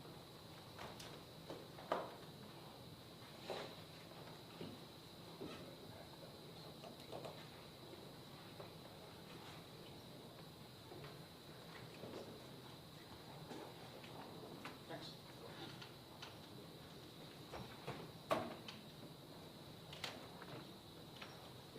Maybe turn that to the audience. Yeah. Since we all have printed copies. Makes perfect sense.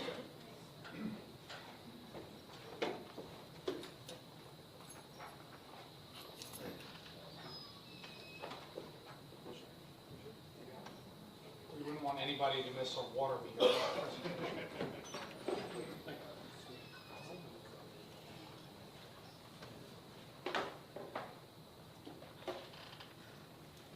Well, first of all, appreciate the time.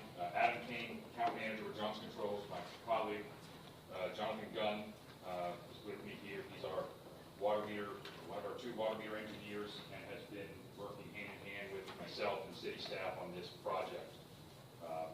We gave you all a printout copy, so you can review at your own leisure, at your own time, plus, for the sake of the screen everybody has here. First of all, I want to thank you all for the time to be able to present this and kind of update the city council on what's been about 9 or 10 months of work in auditing of your water meter distribution center and system. So quickly, just going to kind of talk on the background of this project, how we got to where we are today, share with you some of the results and our findings through multi-months of meetings and testing.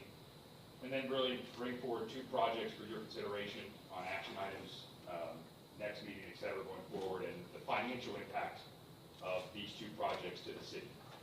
So October of last year, we were thankful enough to be awarded a contract from the city to work on and look at your water meter infrastructure, your advanced meter infrastructure, to fix a lot of your needs and see what was possible for you under a guaranteed energy savings performance contract that meets the state statutes. The next month in November, we kicked that meeting off, and really in December of last year when we really started more in-depth engineering, multiple workshops with Public Works, Finance, Utility Billing, and city manager input, et cetera. Multiple workshops over the course of many months. Meter testing that was done, pulling meters out of the ground, sending them to a lab to get tested. Really hearing the desires, the needs, really of what the city needed. For background for the city and for the council, Johnson Controls has been doing these water meter projects since 1999. Done about 150 around cities and counties around the country. We do not manufacture a piece of equipment that we've done here. We effectively are as a kind of a turnkey, guaranteer, consultant and contract for this project. So we have gone in with hearing the advice of staff, what they like, what they don't like, et cetera. So, which again brings us here today of kind of bringing forth in a workshop setting a couple options for the council to consider moving forward. What we've kind of uncovered in our time through our meetings and workshops with council or workshops with Public Works and staff is city's been previously jaded from some past systems that were done here. Without getting into too many details, there were some faulty systems that were installed, not of the effect, not of the reason of staff, just some bad systems, unfortunately, caused a lot of bad data, really the crux of a lot of the issues here with the city. You had meters that were not replaced, some meters that were replaced, and that data collection side of really what's in the ground here has been a big problem. Your meters are of varied ages throughout the city. You'll see in some future slides what that could mean in terms of revenue potential. But the crux of it kind of boils down to some bad data. Meters that in the system are showing are new, we go and see them and they're actually old. And an old mechanical meter, or a mechanical meter which you guys currently have here, does degrade and degrade over time. So you are losing accuracy as time goes on. One of the main things we uncovered was your large meters. That's about 20 of them in the city. 3-inch and larger, we see the large meter is definite need of replacement and uniformity throughout the city. We've uncovered many issues. We'll talk about that. Some potential with some not being fire rated that are feeding a fire line, so there's some liability concerns there as well. But really, the overwhelming opinion is these large meters need to be replaced. The biggest crux of what has been operationally the problem here with the city has been the effect of your current system failing on Public Works staff and team. They are having to go reread meters regularly, monthly, between 600 to 1,000 a month because they're not currently being read with the current technology and the strain that is putting on Public Works staff to, in some cases, shut down operations for a day to go read meters. So, overall, you've got about 9,400 meters throughout your system, 9,200 of those. So over 95% of them are your residential style meters, 1 inch and below. What you'll see here, so what we did do is, like I said, during our auditing phase, we pulled a select random sampling of meters from your system out of the ground, send them to an independent third-party lab to test them. The results there are as is. Your 5/8 by 3/4, your basic residential meter came back at 97.5% accurate. Not gonna lie, probably a little better than we anticipated based on the age and stuff like that. Then your 1-inch meters, which your other style of residential meter, came back at 94.7% accurate. Think of those two numbers as 97 cents of every dollar going through there collecting, or 94 cents of every dollar going through those meters the city's collecting. Your 1.5 and 2-inch, which is a small quantity in the grand scheme, were not tested because they're already newer. Yeah, can I ask a quick question? Sure. That assumption then, you're assuming that the inaccuracy leads to an undercounting versus an overcounting. So how do we know that? How do we know that accuracy is actually costing the city and not actually getting the city overcompensated? If it's inaccurate, how do you know it's inaccurate in one direction? The random sampling to meet a standard deviation came back at that percentage of 97.5 or 94.5. So that would be 3 to 6% under 100. There were some that tested 102. So over counting. Right. I don't know if you want to provide more clarity to that, but that's kind of the gist of where it's coming from. Yeah, as Adam alluded to, it's a statistically valid sample, the 95% confidence, 5% margin of error. Can you talk into the mic? I'm sorry. I apologize. So, very accurate, going after it. And so when we get the results back, not only, quite honestly, if you look at the sample for all the meters that we looked at, the averages are actually much lower than what we're showing here. But what we do is we'll go through and we'll leave some outliers. So you had some meters that were 20%, but they were outliers to the rest of the data. So we mixed those to bring the average up. And we did not include any of the higher meters, as Adam alluded to, where there were some that were 101, 102%. Those are also part of the sample. So what I'm trying to get at, I guess, is that, it's our opinion that this product's probably going to overperform from some of the numbers that we see. But from a standpoint of the performance contract, what we guarantee, these are the percentages that we arrived at after our testing. Okay. Does that answer your question? There was another part that answered the question. You said there were ones that actually registered over as well. So that was really my question, is how can they all be under, but they're not? There are some that are over. Right, so this is a representative sample holistically of the system. Right. Thanks. So then you kind of pivot to your large meters. So the small meters are taken as we said, a random sampling to meet that standard deviation. The large meters, which again, you have 20, but those 20 meters out of 9,400 account for more than 50% of your revenues. So we individually go to those individual 20. Jonathan himself went there with Lonnie and Jonathan Laird from Public Works to physically view these meters, and these are tested in place. You can see, less than 60% of them, less than 30% of them, less than 40% of them were accurate, meaning they tested between 98.5 and 100%. There's 25% that were inaccurate, meaning, yes ma'am? Can you say that again? 20 meters produces 50% of our income? Yes ma'am. Wow. So 60% of your meters, the large meters, were not accurate or not able to be tested. Not able to tested kind of means a couple things, and it's kind of the crux of this overall presentation today. There were some that the city did not want us to test. We couldn't coordinate a shut-off or a time when we were there to test them.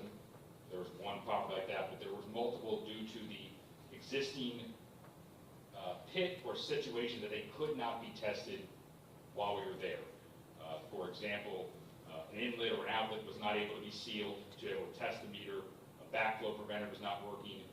I say that this is an important thing because, again, you have 40% of your meters that we couldn't test. So thus, when you see these financial metrics later, they're not in our model because we cannot tell you are they 94%, 50% accurate, etc. And that will be additional revenue that is not reflected in these models that we'll show here later on. All of this, at the end of the day, what does this mean from an impact in the city? Your water meters are continuing to degrade as they are now. They are better than we would have thought they are, but they will continue to degrade, especially at the age that they are now. They will, because they're at that 15 or so year mark, they will start to degrade at a faster rate because of the age. That will thus then affect your water and sewer revenues going forward if nothing is done. They will continue to collect less money as you go on. You'll see on some upcoming slides of kind of two revenue models based on two different proposals that we're bringing forward to the city to consider. That is anywhere between $130,000 to $230,000 to $250,000 annually in missed revenue that the city is not collecting. And again, that large water meter that could not be tested is, for layman's terms, icing on top of the cake, because that is not in the models that you'll see here today, because we can't put it in a number because we couldn't test it. So there's two systems that we're sticking with the same system that the city has. After many meetings with City Manager Deitch, Public Works, we've kind of narrowed, we went to the marketplace for multiple systems. The city wanted to see different providers, new providers, the current system, so we've cut this thing many different ways with workshops that ended as recently as last week. I'm only showing this slide, and it'll show up again later on the two different systems to kind of really focus on that there's two buckets of money that funds this type of project. That's water revenue increasement from those inaccurate meters becoming accurate, and then an operational efficiencies that are gained from Public Works, from the meter reading crew that no longer are going out and reading these meters every day, or rereading them every day, the mileage, the trucks, et cetera, like that. So there is, again, two proposals. We're calling one a kind of a hybrid new proposal, which we'll talk about a little more in detail, but you can see the annual revenue on your sewer and water is at minimum 230 grand annually that we are expecting and would be guaranteed in a performance contract. Like I said, I personally, Jonathan would agree, I think that number's 250 and not higher, probably closer to 270, but because we have about 5 or 6 meters that are not showing revenue, that will show revenue once they're changed, but we can't test them as they currently stand. There's another model, a lower priced option, less capital investment in your water meters. That's a lower model. It's only focused on your large meters, and we'll talk about that scope of work, what we call a retrofit of all the other meters, but you can see on that one, your revenue increasement is smaller because we're not physically replacing as many meters. And then that second bucket of money is that operational efficiencies. Again, that's your personnel, your trucks, your mileage. The biggest bulk of that money is that $600 to $1,000 a month that Public Works has to go back to a meter because it wasn't read properly the first time. There's also some disconnects, reconnects of regular ratepayers that aren't paying, that are, again, rolling a truck back. These are all things that are operational costs that the city is paying through Public Works, through utility billing, to effectively make your system run that would not be necessary going forward with an actual working system.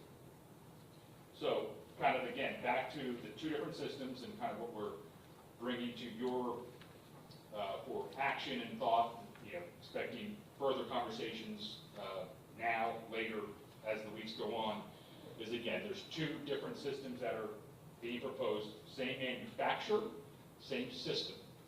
One is what we're calling this new/hybrid model. This is a complete replacement of all your large meters. On both proposals, that is the same because it needs to be done. We have, after many conversations with staff and with your current provider of your meters, able to find just under 2,000 meters that the city has replaced in the last 5 years. I say, if we could have gotten this data months ago, we would have been probably at an earlier city council, but we spent many times trying to get this data. The city didn't have the data. We were able to get it from elsewhere of effectively the addresses of these 2,000 meters, that there's no reason to put any money into them because they've been replaced in the last 5 years. They're accurate. They're already communicating to the system, etc. Your other meters in this project would be replaced. So it gets everything. This is going to fix the data problem. This is going to set the city up for the future. It's going to bring the city at a level playing field in terms of now the utility, now the city will know that these 74, 73, 18 is the new amount of meters that are being put in. Those are mainly all residential, and then the 20 large meters. And then just some retrofits and some smaller ones. That project is, I think, $6.5 million is what we've got that project at. You can see the savings when you take the increased revenue, reduction in operating costs. It's about a 10.5-year general payback, which for a water meter project's pretty good. Most of them sit between 13 and 15 years, in all honesty. You'll see a sample pro forma. This is it's a little hard to see, but we wanted to provide you a financial pro forma. This is financing the project. How you guys determine to pay for this, you move forward is your discussion, but that's how most of these projects are done. We put a pretty conservative interest rate at 4.5%. Just want to highlight two numbers on this, a couple things on this. That 4.5%, again, we're not financial advisors. How you guys go and do that is separate. We've seen the marketplace for Bank of America as these companies that want to finance these is very aggressive right now. Our project has done two other ones in recent in the southeast where they're under 4%. So again, these numbers are high-level numbers you guys can better understand, but I think the bigger thing I want to take away from this here is this is not a budget-neutral project, it's actually a budget-positive project. On that pro forma, on the last column, you'll see that we're projecting over $250,000 a year above the line, above your debt service payment that is returned back to the enterprise fund or the city's general fund in this proposal. And after a 20-year term, you're $5 million above the debt service payment. Can you look at year 15? Tell me if that's correct. Look at the M&V. Yeah, so what's part of these projects, and we haven't fully agreed upon an M&V plan, a measurement and verification plan is what that stands for. That is us coming back every year and measuring and verifying that the numbers that we told you at contract signature are being met by the city. At years 5, 10, and 15, you will see that bump because in years 5, 10, and 15, we have planned to pull meters out of the ground and replace them. So again, then the city can see, oh, we're still at 99.5% accurate, etc. Those plans can be customized. We went with what we think is kind of the middle-of-the-road plan, gives the city the certainty that the guarantee we're providing the city is being met. The city can cancel those at any time, but for it to meet state statute, you have to at least have an M&D plan signed at contract. So that's why 5, 10, and 15 are higher, because it's the physical replacing of meters. You can't cancel the whole 977. I mean, you'd have to have some. You can cancel the day after the contract signing for M&D. The guarantee goes away. Right. It's how the statute works, but it has to be, the contract has to be signed with an M&D plan. But what most cities do, I'll be honest, they'll do about the first 5 years. They'll see, especially these meters that we're putting in, that were being proposed, they're guaranteed accurate 99.9% for 20 years. I'm going to tell you right now, you don't need a 20-year M&D plan, but to meet the state statute, you needed a contract signature. That is a separate annual contract that you pay, so it's not part of a general financing package. It's annually, you have another year, we charge you that $45,000 for year 2, whatever the number is for that plan. The other option is what we're calling this hybrid option. In discussions with the city manager, the staff, et cetera, we were trying to find a way, multiple options for the council to make some decisions. This is a much significant lower capital investment, right at $5 million. Again, You're on the wrong slide. I just went the wrong way, sorry. There you go. So $5 million for this, again, as on the first scope, the large meters, 20 are all being replaced. That is across the board, needs to be done. Everything else, we are not pulling a piece of brass out of the ground. We are not going to change a meter. You're just going to change the way it communicates to the public works and city department. So now your operational savings stay in place because we're no longer affecting public works, constant rereading, all the operational efficiencies are there. You're just taking less revenue because there are less meters we're replacing. So all those small meters that could be 10 years old, 20 years old, stay in the ground. Your revenues will probably still continue to degrade, but we wanted to give options to the city on how they want to move forward. You'll see on the pro forma, while it's $1.5 million less, the net benefit to the city is actually less over time. So instead of what was kind of projected at 250, give or take, annually above the line, above the debt service payment, you're close to about 230. And over a 20-year term, you're about $4.5 million above the line versus $5 million. just wanted to, again, provide options to the council on how to proceed to fix what's been a pretty ongoing problem with the city, but, you know, these are two very beneficial projects to the city, especially when you look at it from a revenue generation point, et cetera.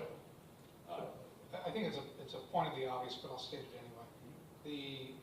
The retrofit system that you're talking to now has a shorter, simple payback, but overall is not going to yield the same thing. Yes, sir. So, and that's the point you're getting at in terms of the long-term above-the-line savings. Yes, and one of the things that we've, the city manager Deitch, myself, Jonathan, and the team have beat our head against for many months is this data inaccuracy problem that the city has. Yeah. And that first one fixes that. You're now going to know all 9,700 accounts, when the meter was replaced, when it's been replaced, how long it's been in the ground, et cetera. I want to circle back on the M&V real quick, just to make sure I understood you right. After 5 years, you spend $200,000 on M&V, and then you're saying historically we could cancel it and save $777,000. Is that what I heard? The M&V is a separate services agreement that the city can move forward with however long that they want to. Especially with a meter like this that is guaranteed to be accurate from the manufacturer for 20 years, I would tell you, and I'm not financially benefiting from an M&V plan, but I don't think it's needed. But when you do end, and I will tell you, City of Jacksonville Beach Theater Project has been going on with a meter that's 99.9% accurate for 20 years. They're in year 8 of M&V. They like that daily assurance. They come back every year. They'll test every year, but there's also, again, we're only saying testing in years 5, 10, and 15. You could do 7, 12, whatever. But there's an annual report. We come in, we pull some data, we look at your top 100 accounts, make sure that everything is meeting where it's supposed to be. The testing is only intermittent, like we said. But that is your decision after the report. And sir, to your question, I just want to clarify, under the retrofit, other than the large meters, the only thing they're proposing changing out is the AMI system. No, I understand. Yeah, that's 9,000 meters untouched, or 9,200 or whatever that number was. Right. And I'm not sure that, gentlemen, correct me if I'm wrong, I'm not sure that it's that much because we have a combination of Orion and Galaxy AMI systems, and then they're just going to change out our remaining Galaxies and Of a Orion. subset of that number, okay. We've been trying to do the most to maximize the investment the city's made over the last few years. It was a hard time trying to get to that 2,000 reduction in quantity over the past many months, but we feel very confident that with the data we have, that really, I'm not saying it's the higher cost. The original option of the full retrofit minus the 2,000 is really the best investment for the city. But again, it's the city's discretion how they want to move forward, if they want to move forward. As I kind of stated, kind of shown in the slide, there's a warranty here on this product for 20 years. It is guaranteed by the manufacturer to be accurate and work for 20 years. The battery life to work for 20 years, which God willing will be well after anyone, when the council is still there, we're still here, et cetera. It sets the city up for really technology that every utility around the country is going instead of a mechanical meter that will degrade over time. Can I ask you a question? What AMI system are you going to? So it's staying with the existing manufacturer, which is Badger, which is the current system that they had. The Beacon is with the Beacon, yes, sir. Okay. You had the Orion, which was not a good system, wasn't working well. So to stick with the Badger, that was what kind of the determination was with meetings with staff and to minimize the change to utility billing and everyone else to know the system that works. I've been at it about 30 years. But anyway, just want to clarify the Galaxy system, right? It's a 20-year warranty, right? Well, they didn't tell us that the 10-year warranty start prorating it. Yeah. Is that going to happen with this E-system? For these, no. The new Badger is 20 years across the board for these type of meters. There are other systems that are 10 years and then a 10-year prorated. One of the other systems that the city was looking at was another system that the large meters would need to be replaced at year 10. The batteries were only warranted for 10 and then warranted down. This is 20 years across the board on these systems. Setting it back off. And And this would also be a cellular system. So right now, you have a kind of a hybrid of a cellular versus you have a couple water towers where there's antennas on. This is 100% cellular, so there would be no upkeep of antennas on top of towers. That was, the cellular was more of a request from one of our original meetings because of signals with the Air Force bases and stuff like that. Cellular was the best option for the city. So the gateways will go away? Yes, sir. There will be no more gateways to maintain anything like that. Yeah, exactly. And when one goes down, you talk about 2,000 meters. Easily. Yeah, easily. So, no question.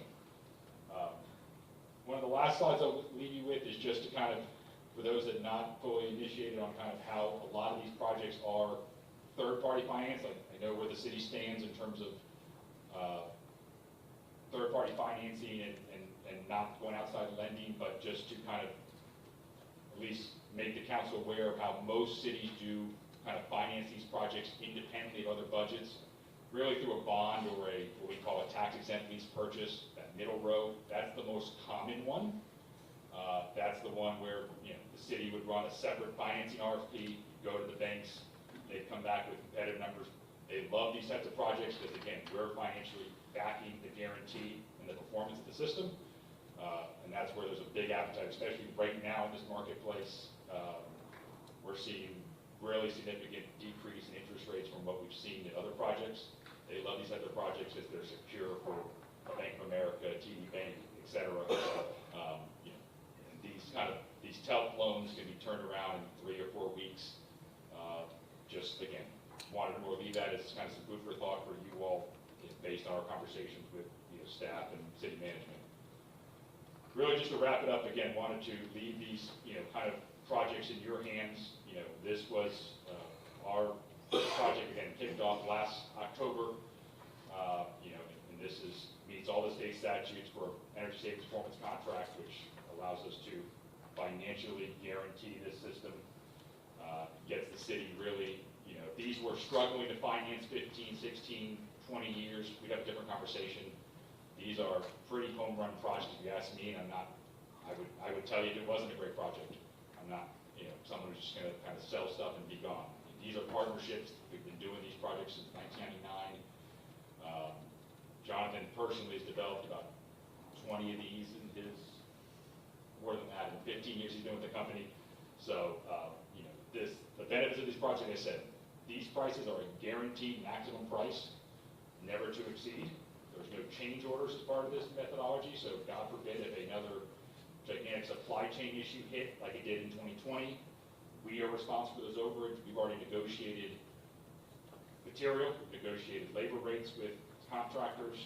This is a shovel-ready to go project and start significantly impacting the city bottom line, as soon as, things are being installed and ready to go.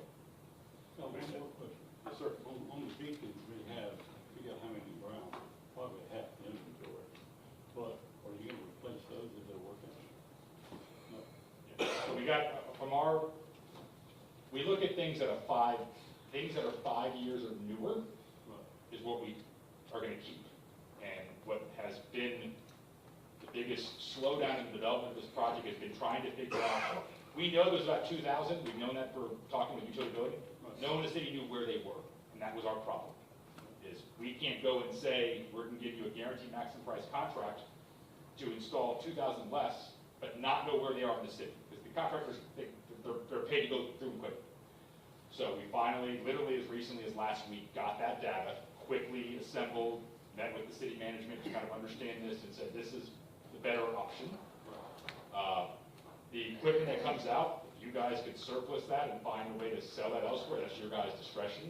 But we have some people, but beacons that are 2020 and newer is where we've drawn that line, because those have, again, 20-year battery life on. We don't want to go 10 years, and then in 10 years you're doing that and pointing the finger at who's who. At 5-year mark, where we draw that line. Yeah, I know the gateway would be marketable. Would be Yeah, considered. yeah, absolutely. And we have another project we're working with in Southwest Florida where they've got a much higher quantity, and we've said, hey, we'll put them in a Connex for them. You guys can sell them to a neighboring utility, and that's your guys' money.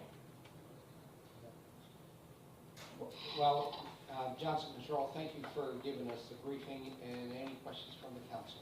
I have one question. And I'm sorry that you went over a lot of information. The $6.5 million project is replacing everything, other than the 2,000 that are Yes, ma'am. supposedly new, correct? Yes, ma'am. And then the $5 million project is the 20 plus how many? Just the 20? It's the 20 large meters, full replacement. A retrofit, meaning the endpoint and the register, the meter stays in the ground, of everything else minus those 2,000 that are new. Say that again, because I didn't understand that. Yeah, it's a difference between the brass body that actually measures the water that comes in contact with the water as it passes through versus the technology that goes on with it itself. So the $5 million option fixes the issue where you have a lot of endpoints that are currently failing and the city's struggling to keep up with those readings through the system. It fixes that problem. It doesn't fix the meter accuracy issue because the brass itself, that the water flows through is still going to be the same as it is. So ma'am, there's a brass meter and a cell phone on top of it that sends the data to. Under this program, they would just replace the old cell phones on the ones that are more than 5 years old. Okay. See, you said that we don't want. That's a much easier way of describing it than I did. It doesn't fix the data problem, it doesn't fix those meters that will continue to degrade, but it gets your system up and running much faster, fixes your operational issues.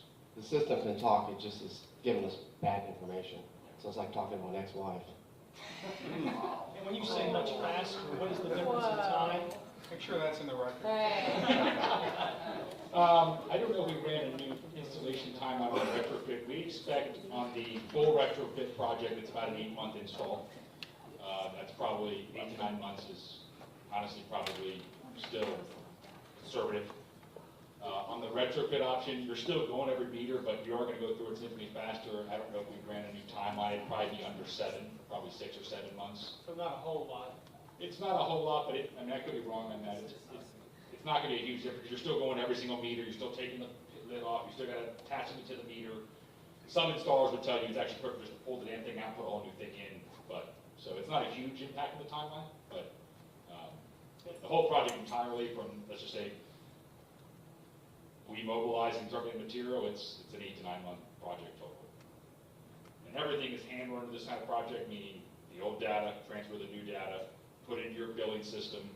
It's not like a stack of papers given to the city and say, upload your billing system. It's a complete turnkey project to where they flip on a switch and everything. It's actually, as routes are being completed, it goes live in the system right then.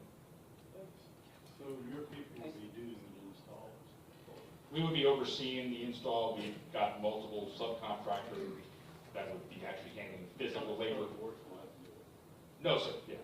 There'd be the impact on Public Works and staff would be very, very minimal. It would be if we run into an issue where a curb stop or something like that is broken, we report that to the city, but there's no drain on resources. Thanks for the presentation, and I'm I'm glad that payback came down from the last time you and I met. One question for you, David, then I think a question for the Johnson Control guys. The majority of the total impact is in that operational cost savings. Yes, sir. I won't even call savings, it's really cost avoidance. Yes, sir. So my question for you is, are you able to restructure Public Works in a manner that's going to yield $400,000 of annual savings? That's critical, because other than that, this thing falls apart. The actual water revenue increase doesn't pencil out. Well, sir, the short answer is yes. But what this does is, Jonathan's team is 23, 25 members down right now. And what this does is, like Adam said, is instead of them, 1 week a month stopping everything they're doing with wells and sewer mains and everything else, they have to stop and shut down to go out and reread hundreds and hundreds of meters. Right. This ends that problem for them so they can focus on the stuff that we are not doing. The day-to-day, grind for a team that's 20-some people down is difficult. And so, they've got 15 hours of task and a 10-hour workday, and something falls below the cut line every single day because of the manpower. This helps eliminate part of that problem. This will also give them the ability to do the stuff that is not only below the cut line, but is, we just will never be able to get to in the current environment. You know, the annual maintenance of, you know, lift stations and wells and whatnot that is being neglected because of the lack of manpower, because we're doing other things. This will alleviate part of that problem. I get that, but then there's no operational savings. The city's still paying salaries.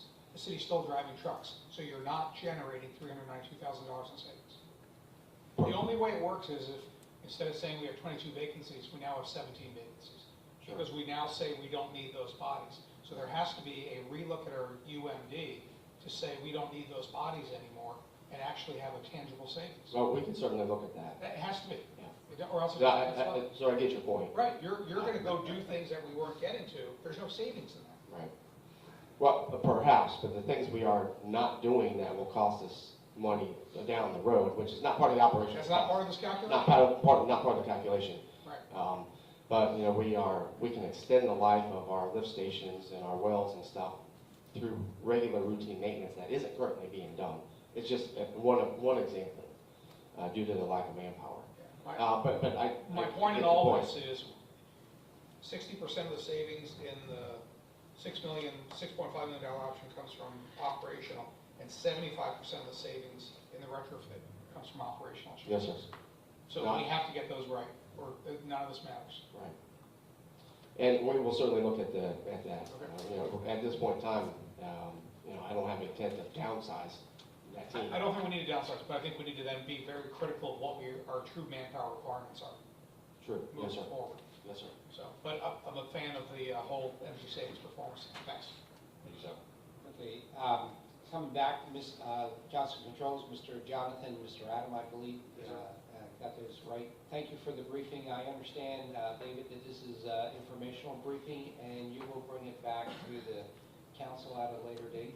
Is info only, just to start the conversation about which direction the city would like to go. All right, thank you. Thank you, gentlemen. Go big or go home. That's my direction. Okay, coming back to the agenda, I need a motion for bills payable. So moved. And a second by anyone, I'll make the second. So the council vote, all in favor say aye. Aye. Any opposed? Hearing none, ayes carried. And other items, do we have any other items, Mr. Dice? No, sir. Okay, we're now time for the audience. Is anyone in the audience, any citizen of Niceville or otherwise, would like to come forward and talk to us about an issue or concern? I'd like 1 minute. Would you please come forward to the microphone, state your name and your address, please? Good evening, I'm Paul Clark. I live at 106 Maggie Valley Cove with my wife Carolyn. I wanted to suggest the consideration of a traffic ordinance for the city of Niceville to require motorized vehicles on sidewalks to move in the same direction of the vehicular traffic, because it does create pedestrian accidents. I happen to be the driver of one that was setting over at the corner of Cypress and Route 20 in front of McDonald's, and an electrified bicycle ran into my truck, basically blew the crosswalk, and I'm held liable because it's a pedestrian in a crosswalk. If the motorized vehicle was, and these electric bikes go 20 to 30 miles an hour, if they're going in the same direction of traffic, you would at least be looking in that direction. In this case, I'm getting ready to make a right turn. I'm looking left to make sure there's no cars coming, and the bicycle hits me from the right. So there's no way that really you can see or prevent that accident. I'm just suggesting that other cities in Florida have enacted ordinances to make bicycles go in the same direction. I think this would be a good step. Thank you. Thank you for that input. David, we'll let you work that with the police department. Thank you. Anyone else? Okay, a final round of comments by the council. Mr. Najimian. Nothing further. Ms. Sally. Just a reminder, I will not be here next Tuesday, the 20th. I will be out of town. I will attempt to try to call in, depends on whether or not I'm still en route to Orlando or not. So just FYI. I'll be dialed in as well. I'll be out. And that, 3 calls. and that is for our budget meeting, if I remember correctly, correct? It's for our first workshop for the general fund. Okay. So do we need to reschedule it? Well, let's talk about that. Okay. Okay. I just want to thank the audience. It's been a long and productive meeting. We had a lot of good comments, a lot of issues discussed, and events, and also recognition of some fabulous city personnel. And we thank them all, and we really appreciate all that you do. And that's my comment for tonight. And okay, then in that case, do I hear a motion to adjourn? So moved. Okay. Motion to adjourn, the meeting is adjourned.